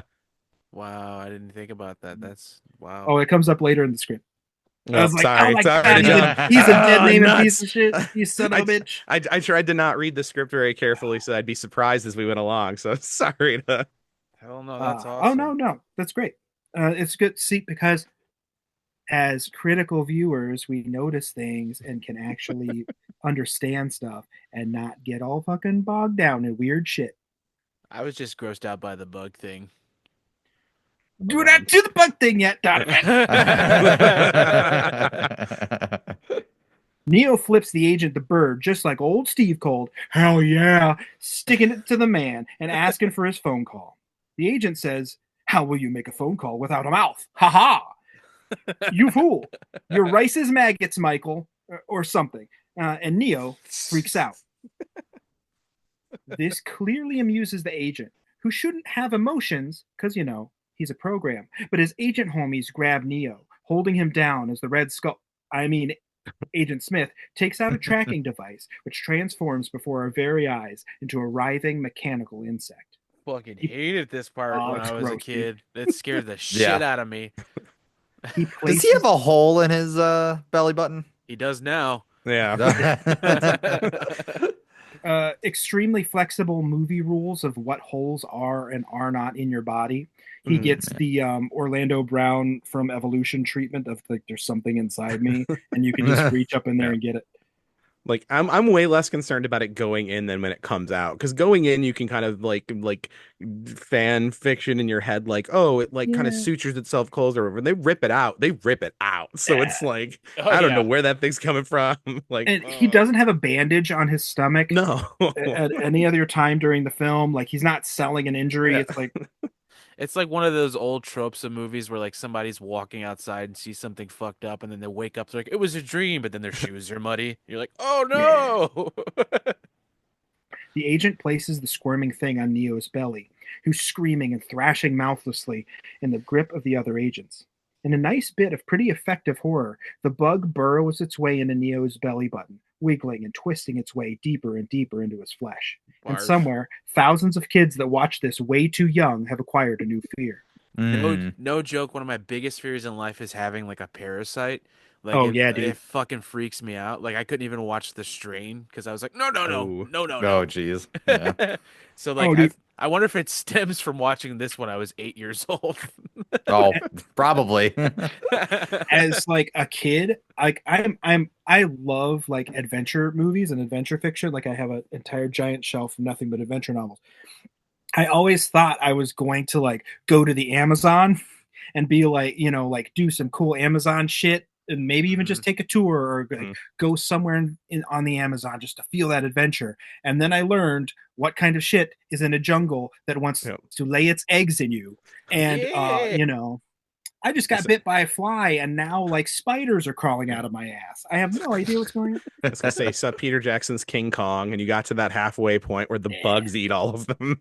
That's my favorite part of the movie. Oh my god! It's like when the worm descends on the guy's head, and that's in my psyche lodged for the rest of my life will be that worm. Like, I can't handle that. It's so gross.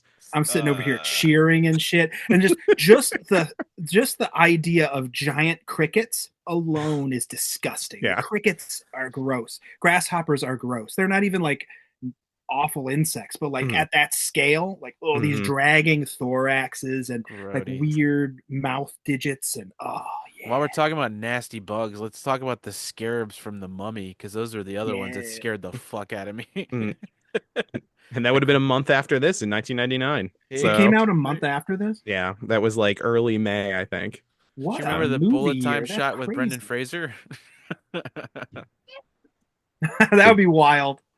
Imhotep does the sand thing and like goes into bullet time, and that'd be wild. Big summer for bugs, apparently. Yeah. Ugh, gross. Neo jolts awake, back in his dingy-ass puke green apartment, gasping, probably thinking this was all a nightmare. The phone rings. It's the silky, honey-smooth warmth of Mo After Dark, the god of dreams, coming at you live. Can I just say it's still super effective, like going back like a few minutes here, like him being out, like my hands are sweating right now thinking about the thing with him out on the ledge and like grabbing on and just like the wind. It's very effective. Like, oh yeah, it's great stuff. Like, there's a lot of really, really effective film craft in this movie. Well, why didn't he put the phone in his pocket so he had access to both of his hands to hold on? Well, right? Like that would be the first thing in my head. That's what I was saying. The good thing this happened in 1999 because like they don't have, as a writer, you want to have your obstacle, right? If he would have been nowadays, he would have had his Bluetooth in and he would have been able to do whatever with his hands. Yeah. You know what I mean? So like with his hand up to his, you're actually giving him a handicap as a writer. So you think about Gen Z Neo, he's got the broccoli hair and it's like, I got my AirPods in, bruh. I can get out on the ledge. That's cool. I got both hands.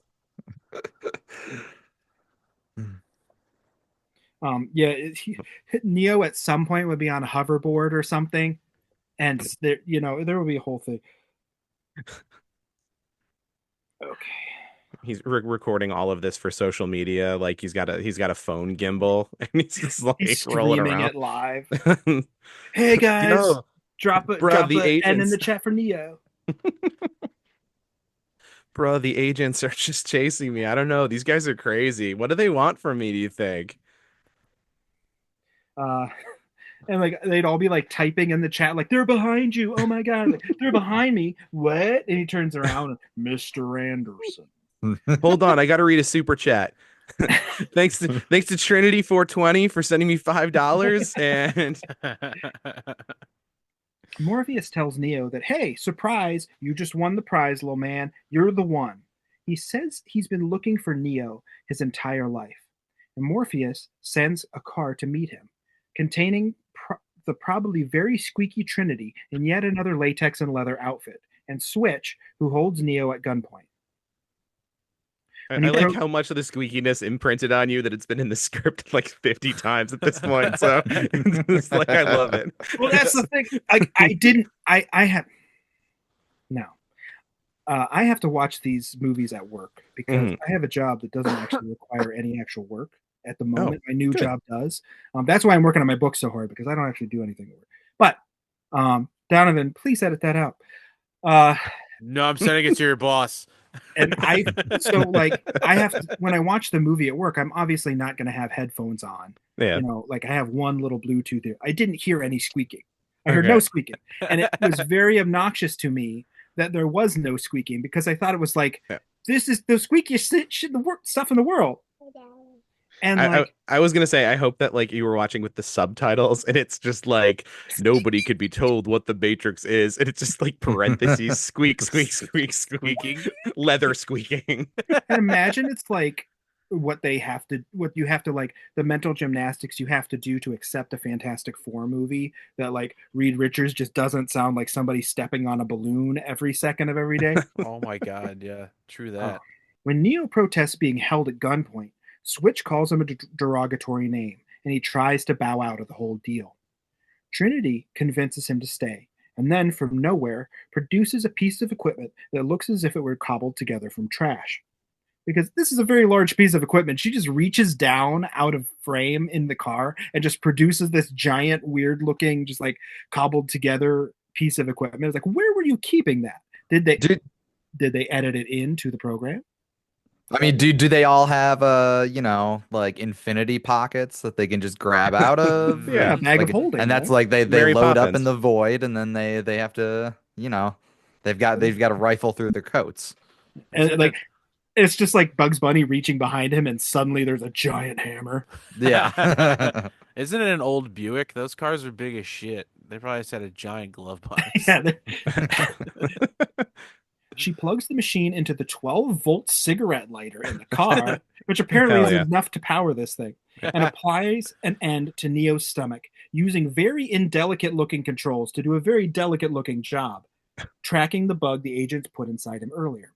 With a scream, the bug is yanked out of Neo's body with a spurt of blood, and probably less blood than you would actually see in that situation. The electricity that they show, I feel like that's their get out of jail free card to be like, this is magic, and we pulled it through his stomach and there's no hole, right? Like they're just trying to be like, yeah, I don't know, it's sci-fi, don't worry about it. Well, there's some reality here.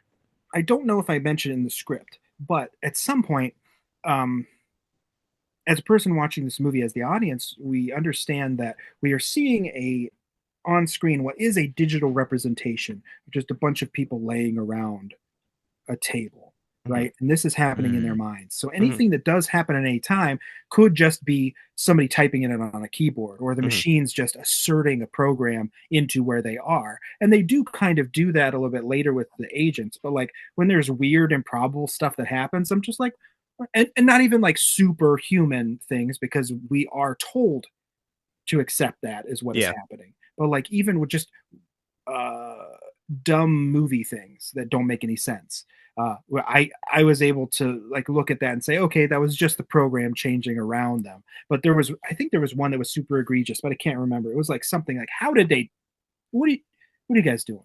Are you cool? Like, did you think about this before you did? I can't remember what it was.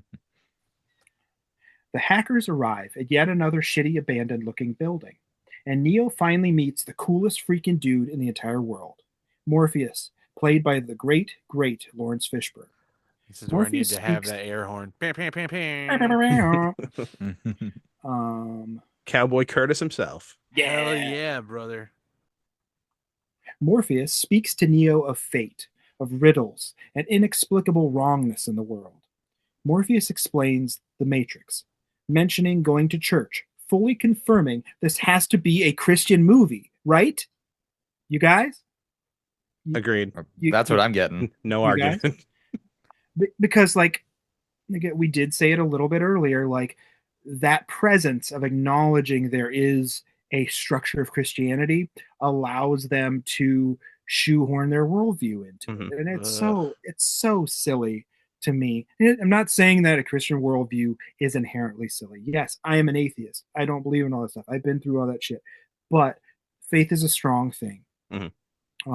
Where you run into the problem is the manipulation and the harm that sort of thing does. And this is, I think, just one little aspect of that harm.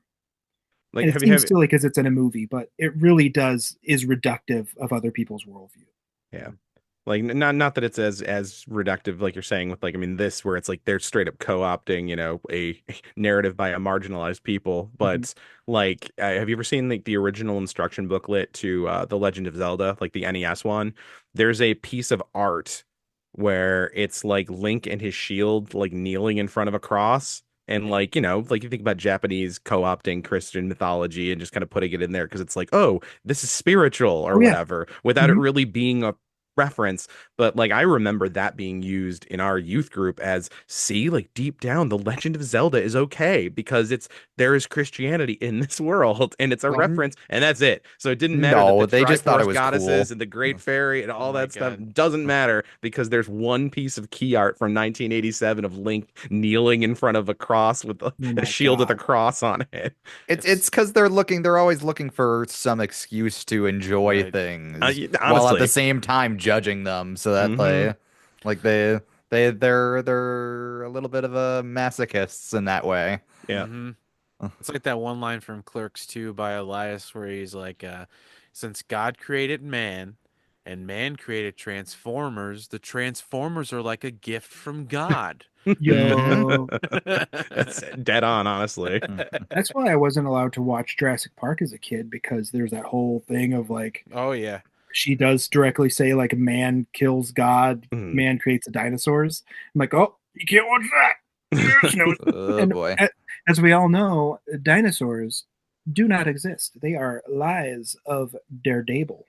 So why do they care? So Hammond was secretly, he didn't even know it, but he was cloning demons, and he was responsible for bringing that into the world because that DNA came from somewhere, but wasn't from of God and dinosaurs. Can I can the tell you guys something? Write a spec script about that? Because that sounds fucking cool. Actually, that would be kind of cool. They think Demonsaurus sounds like a Asylum movie. Demonsaurus. I gotta tell you guys something. When I was a kid, I loved dinosaurs so fucking much, and I met the man himself, the great creation scientist, Ken Ham. Ooh, he spoke at our church, just like the Power Team performed at our church. I just want to let you know, as you were saying those sentences, my brain was like, oh, did he meet Michael Crichton? I was like, oh no, wait, no, I know where this is going. And it's like, there's such a shame in me. Like, as a kid, I thought Ken Ham was cool. Oh man, this guy knows all about dinosaurs. Like, no, this man is a fucking fool. Oh my god. Okay. Morpheus tells Neo that he must see the Matrix for himself to believe it, and presents him with a choice in the form of 2 pills, one red and one blue. And in that moment, a billion souls cried out in despair as one, as a lack of media comprehension, disillusionment, and oppositional defiance begin to crystallize into a worldview that will haunt all of us for decades to come. And I don't think the Wachowskis ever could have imagined what they did to the world with this scene. The weird places these ideas would lead, how it will become like cultural shorthand this scene to like tell people that they're awake, or like the world's really flat because God's up there and gravity can't exist, or whatever equally bizarre insanity. Yeah. And I was just kind of like, man, this is wild. Yeah. And this kind of goes back to of like how, because this is such a, you know, everybody loves the narrative of having secret knowledge, right? And that kind of power fantasy.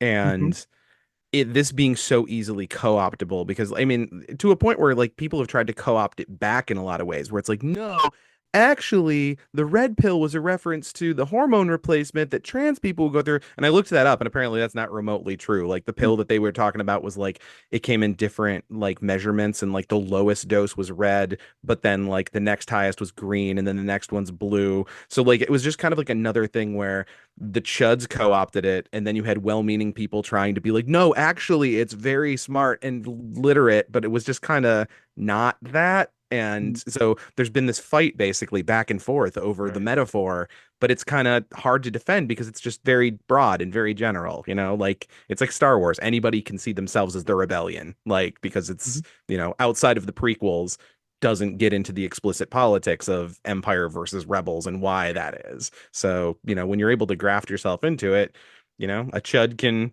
take something over, even if it wasn't meant for them. And over and over, time and time again, we see that part of the Christian narrative is to make themselves the hero of the story. And I'm not sure the psychology on that. I think it'd be very interesting to try to understand that. But there is like sort of this sort of rugged individualism thread that also runs through all of this charismatic evangelical stuff too. It's all tied up and knotted in this Gordian hellishness. Well, it's when the narrative, I mean, like this is something that I personally have had to kind of unpack over the last like 25 years of being kind of out of it or whatever. I mean, you think about how easy it is to slip into main character syndrome with that, you know, worldview. Like it's you did this, so you're being punished in this way. You did this, so you have favor, and this happened, you know, because God wanted to reward you or whatever, right? And so it becomes very easy to self-center the narrative around yourself. And even today, it's just like, I don't know, like somebody in my family will get sick, and it's just like, oh, like there's part of me nagging in the back that's like, is it because I didn't do this the right way or whatever on a spiritual level, you know? And like that's so hard to disentangle yourself. So like you're saying, it becomes this rugged individualism, self-centered, everybody's got to be the hero thing, because there's so much of the teachings that is basically, this is happening. There's 8 billion people in the world, but this is bad thing is happening because you did this when you were 14 years old or whatever. So, you know, the hackers hook Neo up to a machine that looks super cobbled together and made out of debris, basically. And at this moment, I had an epiphany. Why are they always in shitty abandoned buildings? Why does the stuff that the people have, the resistance fighters have, look like it's Star Wars Episode 4 technology? Like, why does it all look cobbled together? And I got this thing because I was actually watching it critically this time and trying to understand from a visual representation standpoint.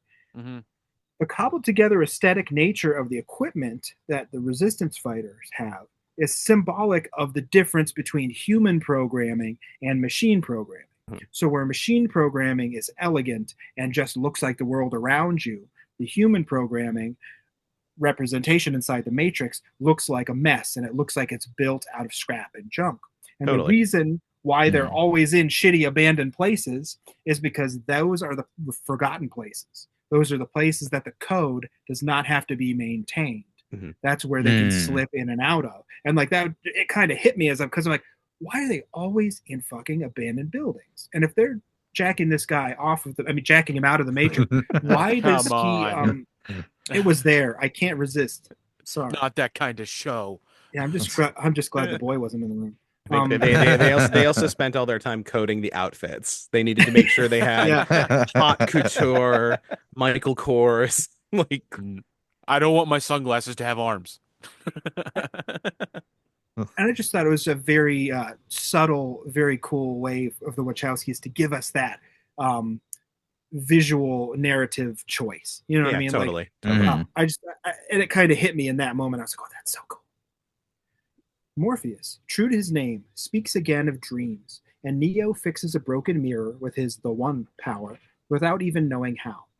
He touches the mirror, and as the hackers search for his location in the real world, his digital self inside the Matrix begins to morph and corrode, losing coherence as he begins to come untethered from the Matrix. Silver CGI goop runs over his body, and as he fully succumbs to the power of the Capri Sun, the camera pushes into his mouth, down and down and down, until we end up in the real world. Neo's submerged in some nasty goo, the green lighting now rich and red. This part grossed me out. Yeah. Oh yeah. That's the thing. We were talking about the bug going into his like belly button earlier, and I was like, "Oh, that's so gross, bugs or whatever." This scene sends like existential like dread into me, like the act of like having something down my throat and like having that like kind of like drowning effect of just like this is so just.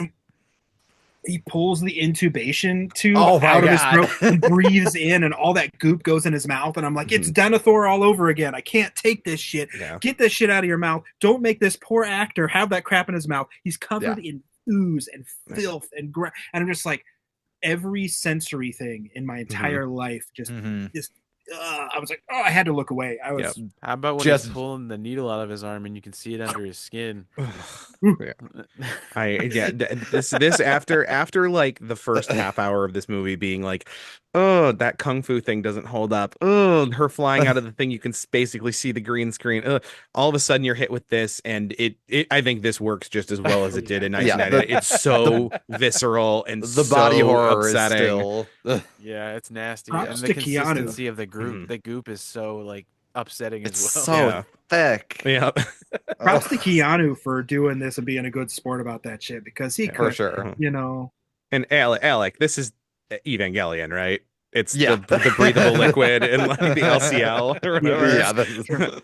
Alec and I have gone deep down the Evangelion rabbit hole, the two of us. So also like, about Jesus. Yeah, exactly. I'd love to see them co-opt that. The evangelical church just becomes big on Shinji, and oh my god. I mean, the name is halfway there, guys.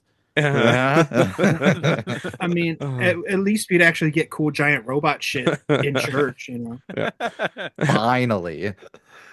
You know, there was another boy one time that rode around in a robot version of his mother and brought about the end of the world. And that boy was Jesus. Mary was just a giant robot, wasn't she? Why is the big O not allowed in church? They said cast in the name of God. He not guilty. Let's go. I should have used that to justify to my dad why I should have been allowed to watch that anime. Damn it, he's dead now. Now I can't fucking pick on him. Oh man. Because when we'll talk about this in a few minutes, so we'll get to it. Donovan and I have spoken about this before. Of like, we'll get to it, but it comes up.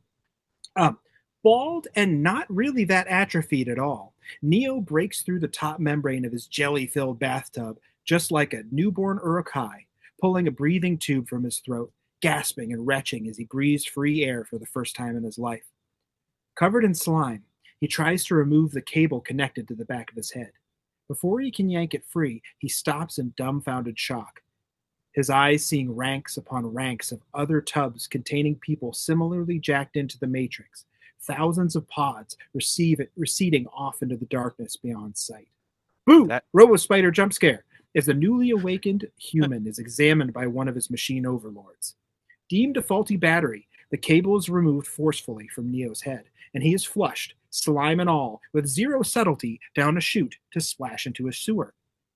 It's a womb, you guys. Do you get it? It's a birth canal. Anybody? Subtlety anywhere? No? Do you?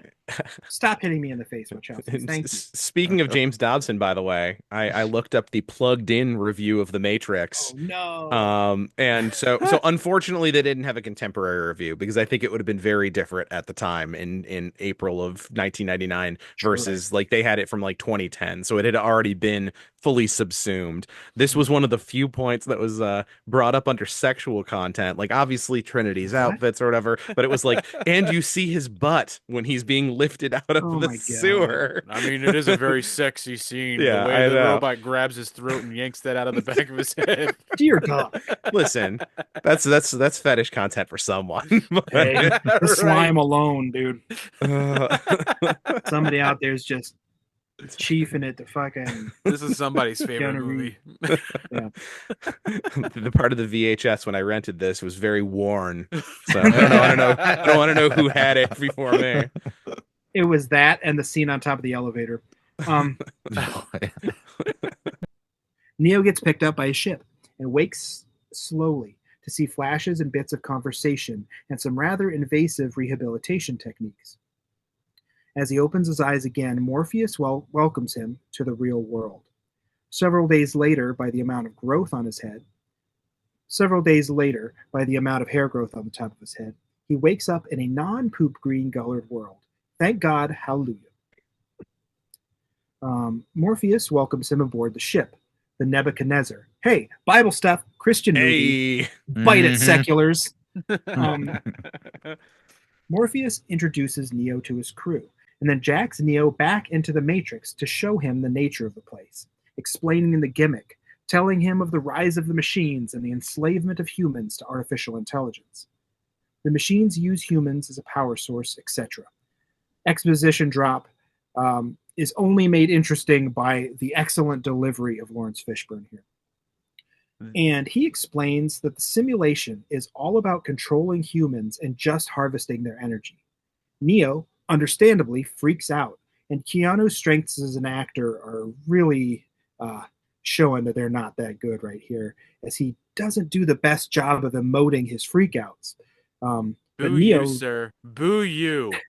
Neo leaves the Matrix, yakking onto the deck of the Nebuchadnezzar and passing out. And one of the notes I do have not even later, but like I totally forgot about this movie, didn't realize about this movie, was all of the performances here are terrific, except for Keanu.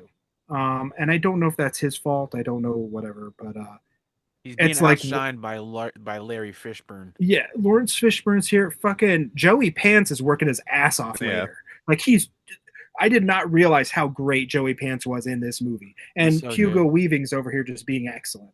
Even Carrie-Anne Moss is killing it. Yeah, I think she's doing a great job too.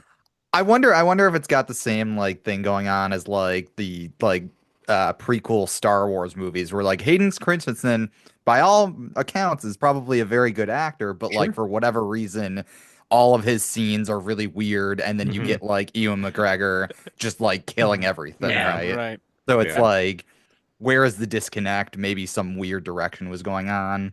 Yeah. Well, with Hayden, though, I think a lot had to do with the script too. Oh, for sure. Yeah, I mean, for sure. Big ups to Hayden. Like that guy got a lot of bad stick for a lot of years, and he seems like a good guy. Like a great dude. Sure. I haven't watched Kenobi yet, but I'm sure he's great in it. Dude, he actually is kind of. Yeah, he actually does a great job. Yeah, it's funny. It's like before the Star Wars movies, like my first exposure to Hayden Christensen was, again, from the basic cable children here. Like, did you ever see the show Higher Ground? Oh, it was on the Family Channel, so it was adjacent to like the 700 Club and stuff. But it was the show. It was Hayden Christensen and what's her name, like Jules Saite. She was like in like Firefly and like a lot of like. So it was like these kind of like. Jules Saint, yeah, and like so, it had some pretty sizable like teen actors at the time.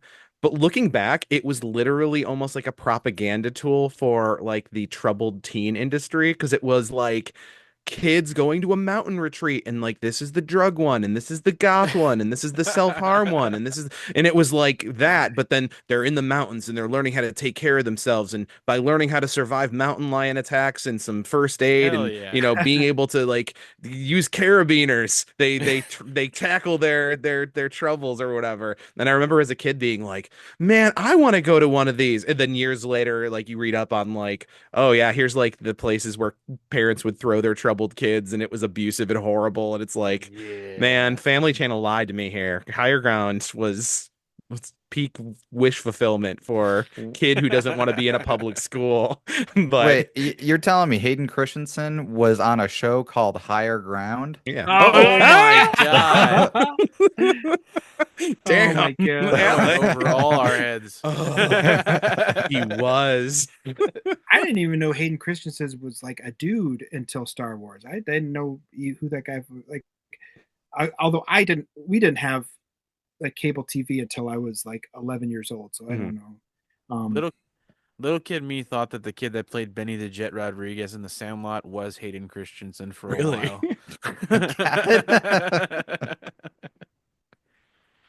Huh.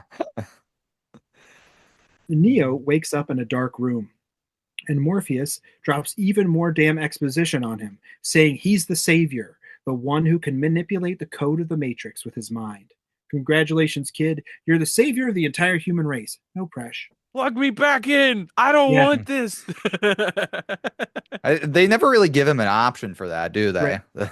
Yeah, right. Sink or Too swim, bad, Bob. so sad, Jack. Shoot.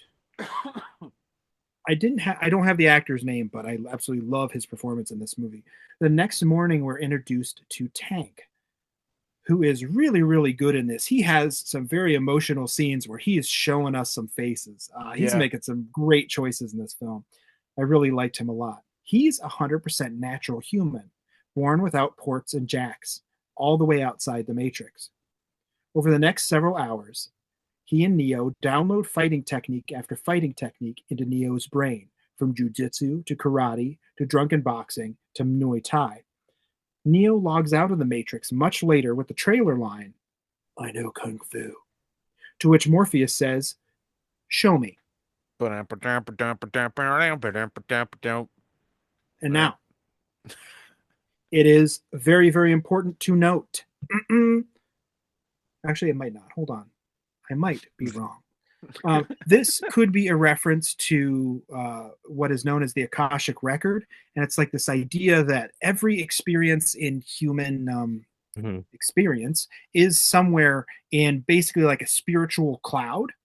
And some people, through meditation or asceticism or some other amount of trying, might have access to this, or through technology we can gain access to this. And it's sort of I don't know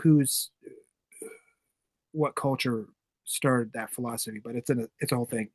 And it's one of those things that kind of disqualifies this movie from Christian philosophy because of these, and we'll talk about in just a few minutes. Something very specific we've seen come up over and over and over again. But it's just like it's kind of a reference to the Akashic Record. And I don't think they say the word, but that's certainly what it is. You can get whatever skill you want downloaded into you at any time. It's interesting.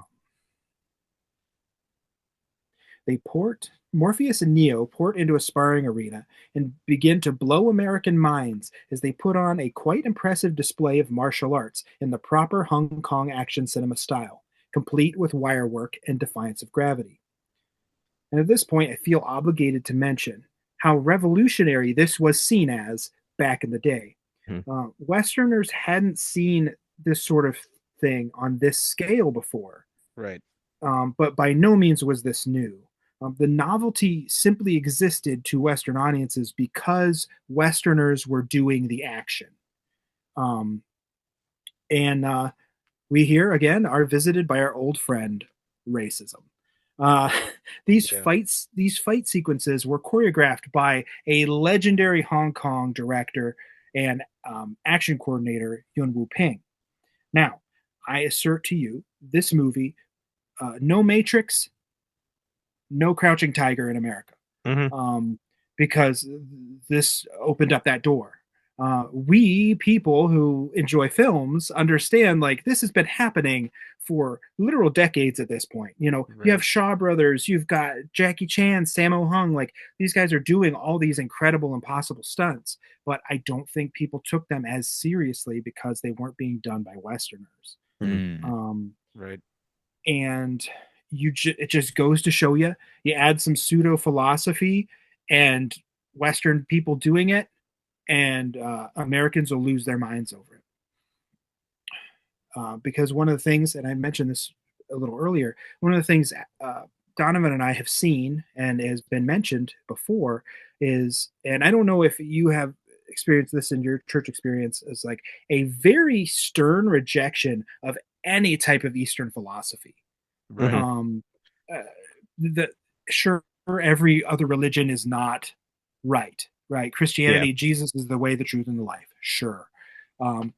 This goes so far as to be like every other religion is demonic, and something even as self-affirming and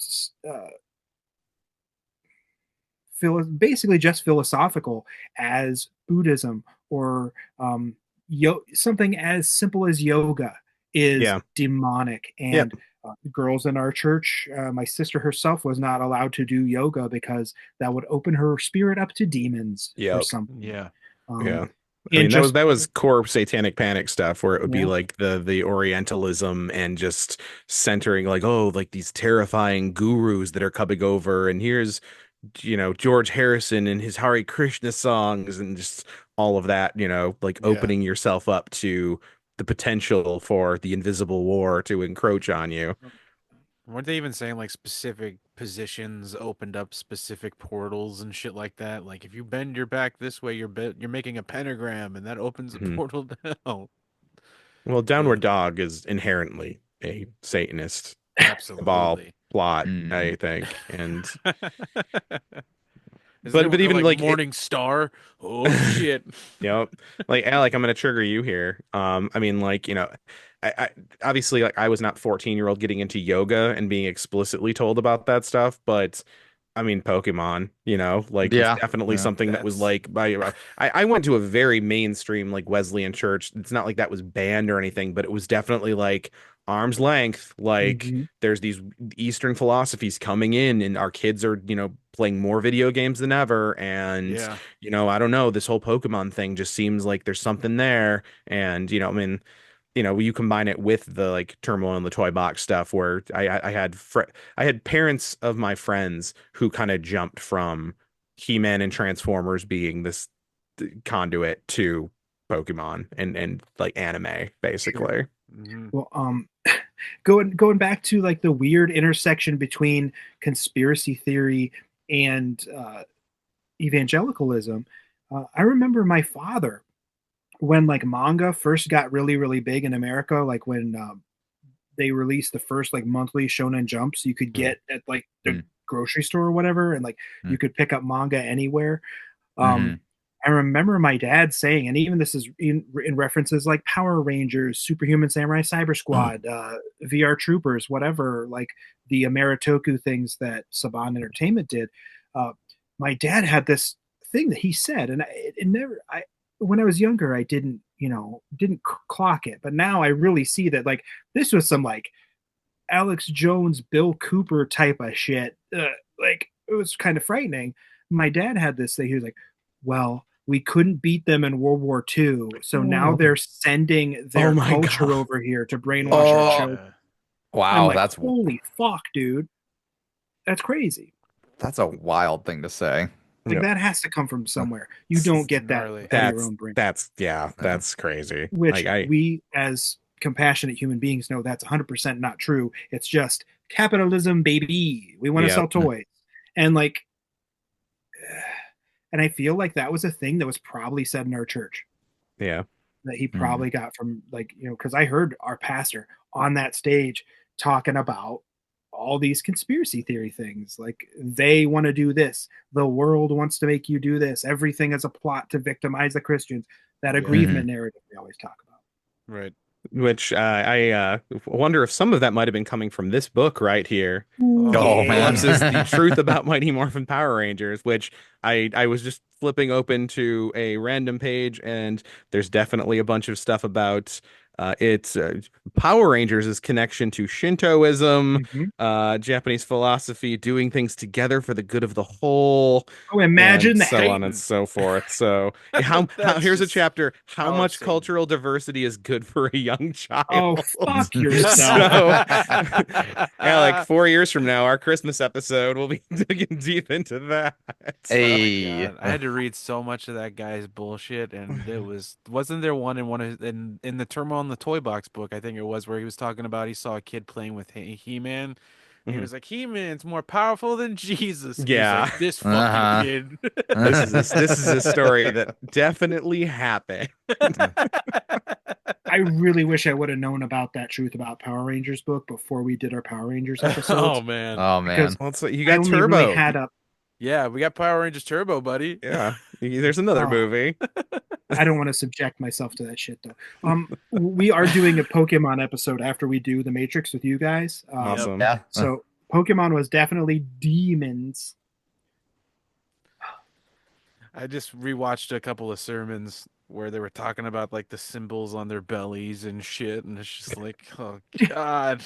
Oh, I have a whole thing about that. The script for Pokemon about Poliwhirl and whatever. Oh yeah, it's about it. Poliwhirl. Yeah, I watched a what's that like one like I honestly don't even know what this is, but the Prophecy Club, where it's Yeah. like a With the lot of mullet. these a lot of Mullet these guy. almost like a militia adjacent dudes will go and do sermons at this thing, and it must have been televised because it's like they Yeah. have all this footage of it, but like there's a very long and very explicit Pokemon one of those where it's I mean Poliwhirl especially like Yep.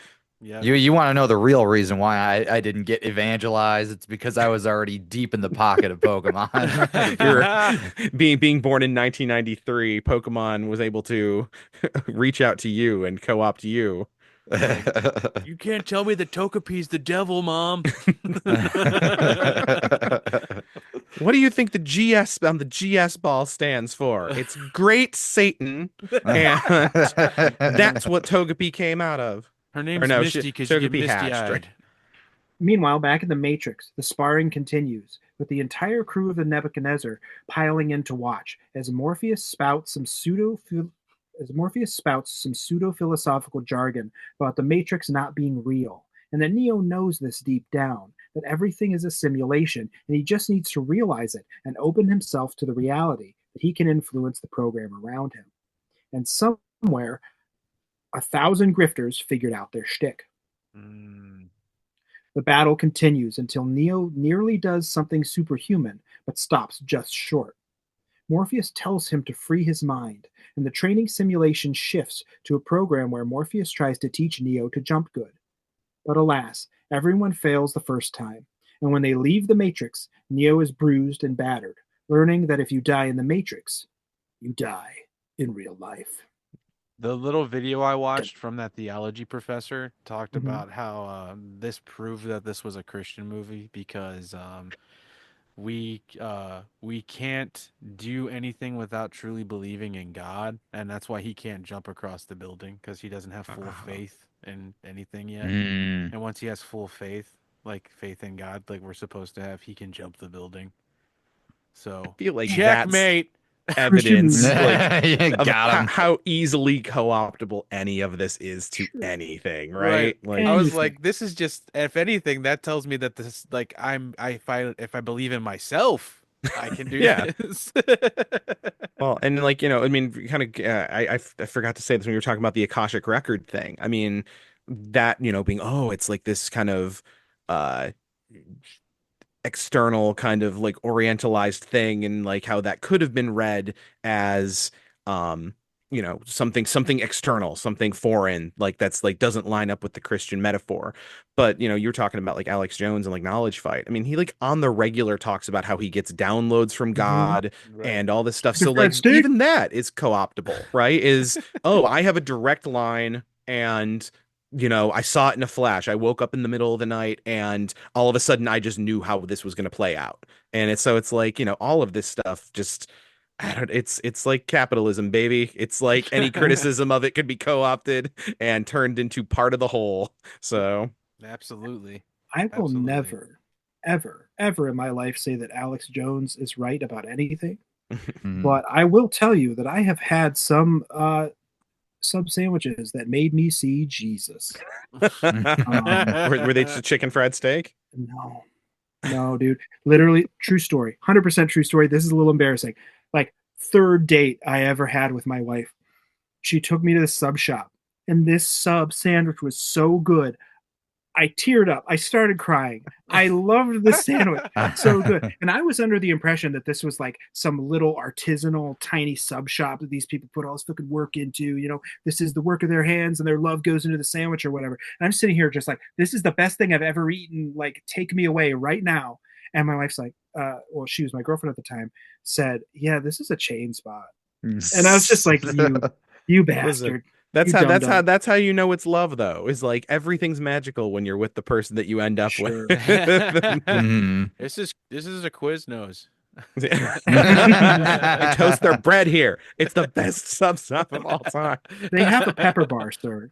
It's part of the magic. Just so everybody knows, apparently the Akashic record is from a religion called Theosophy. Oh, yeah, which it takes like Buddhism, Hinduism. It was started in the U.S. by a Russian woman, and its main like symbol is an Ouroboros circling around a Jewish Star of David with an Ankh symbol in the middle of that, and then between the Ouroboros' head and tail is a circle with a swastika in it. I'm gonna need 3 more symbols in that logo. If you could punch it up, like there's like a little snake guy somewhere up there. Oh my gosh! It's the swastika going the right way, not the dumb. So probably Nazi right. Way, right? Yeah, because it's a different symbol pointing the opposite direction. It's got a lot of stuff going on, is what I'm saying. That's prime spiritualism times too. Madame Blavatsky and all that crazy theosophy, and there's some Hollow Earth stuff wrapped in there too. I'm sure, yeah. So that's our thing, actually. Alec and I haven't revealed this on our podcast yet, but we're strict Hollow Earthers, mole people. That's our angle, and we're gonna reveal that to our listeners over time, slowly but surely. Yeah, you guys probably love the Kong and Godzilla movies then. My favorite. Oh man, all that predictive programming did me so well. Now I'm perfectly fine with the Hollow Earth. So thank you guys for joining us so much. This was a lot of fun. We're actually going to have to split it here because we had too much fun talking about this movie. We're chatty. We're chatty. So Alec and Steve, plug your stuff and tell us where we can find you. So Alec and I can be found. We have a website, acquirethisfire.com, which at some point we're gonna maybe have running with Ron Luce there. But basically, you can find the show. We're on every podcatcher out there. It's This Fire. And you can find us on Instagram and Blue Sky at This Fire Pod. Post regular episodes, like we try to get like 2 out a month, but this past couple months it's been 1 just because it's been the holidays and hectic and busy, and we gave ourselves a break. So, but we'll be back at it next week. So there's that. Hell yeah. We are going to come back to you next week with Alec and Steve again. If you want to hear the rest of the Matrix, if you don't, fine. Everybody's, whatever. Fuck you. Who cares? Fuck. Of course they'll come back. They want to hear our opinions on things. Absolutely. Why else are you here than to hear 4 middle-aged white dudes talk about the Matrix? Hell yeah. Right. Prime podcasting, people. That is what this medium was designed for. Oh my God. We are the people that are meant to talk about this narrative. Yes. Because it's ours. White Christians.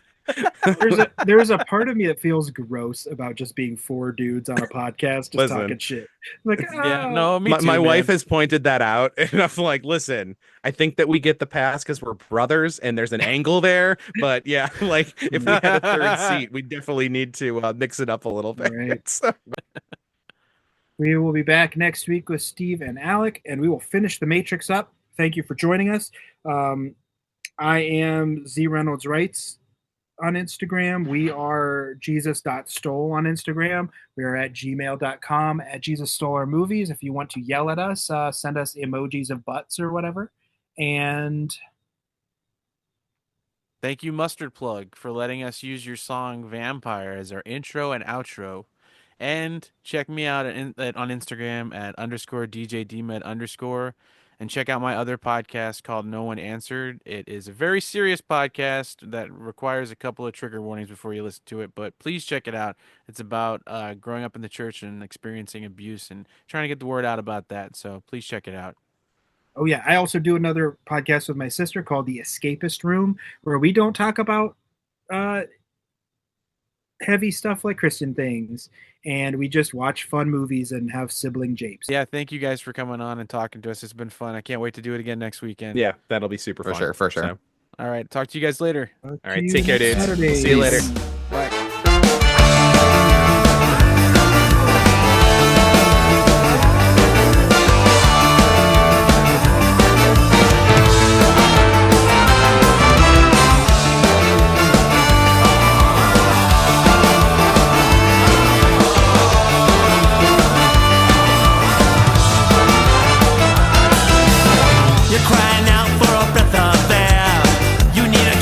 The shelves are bare.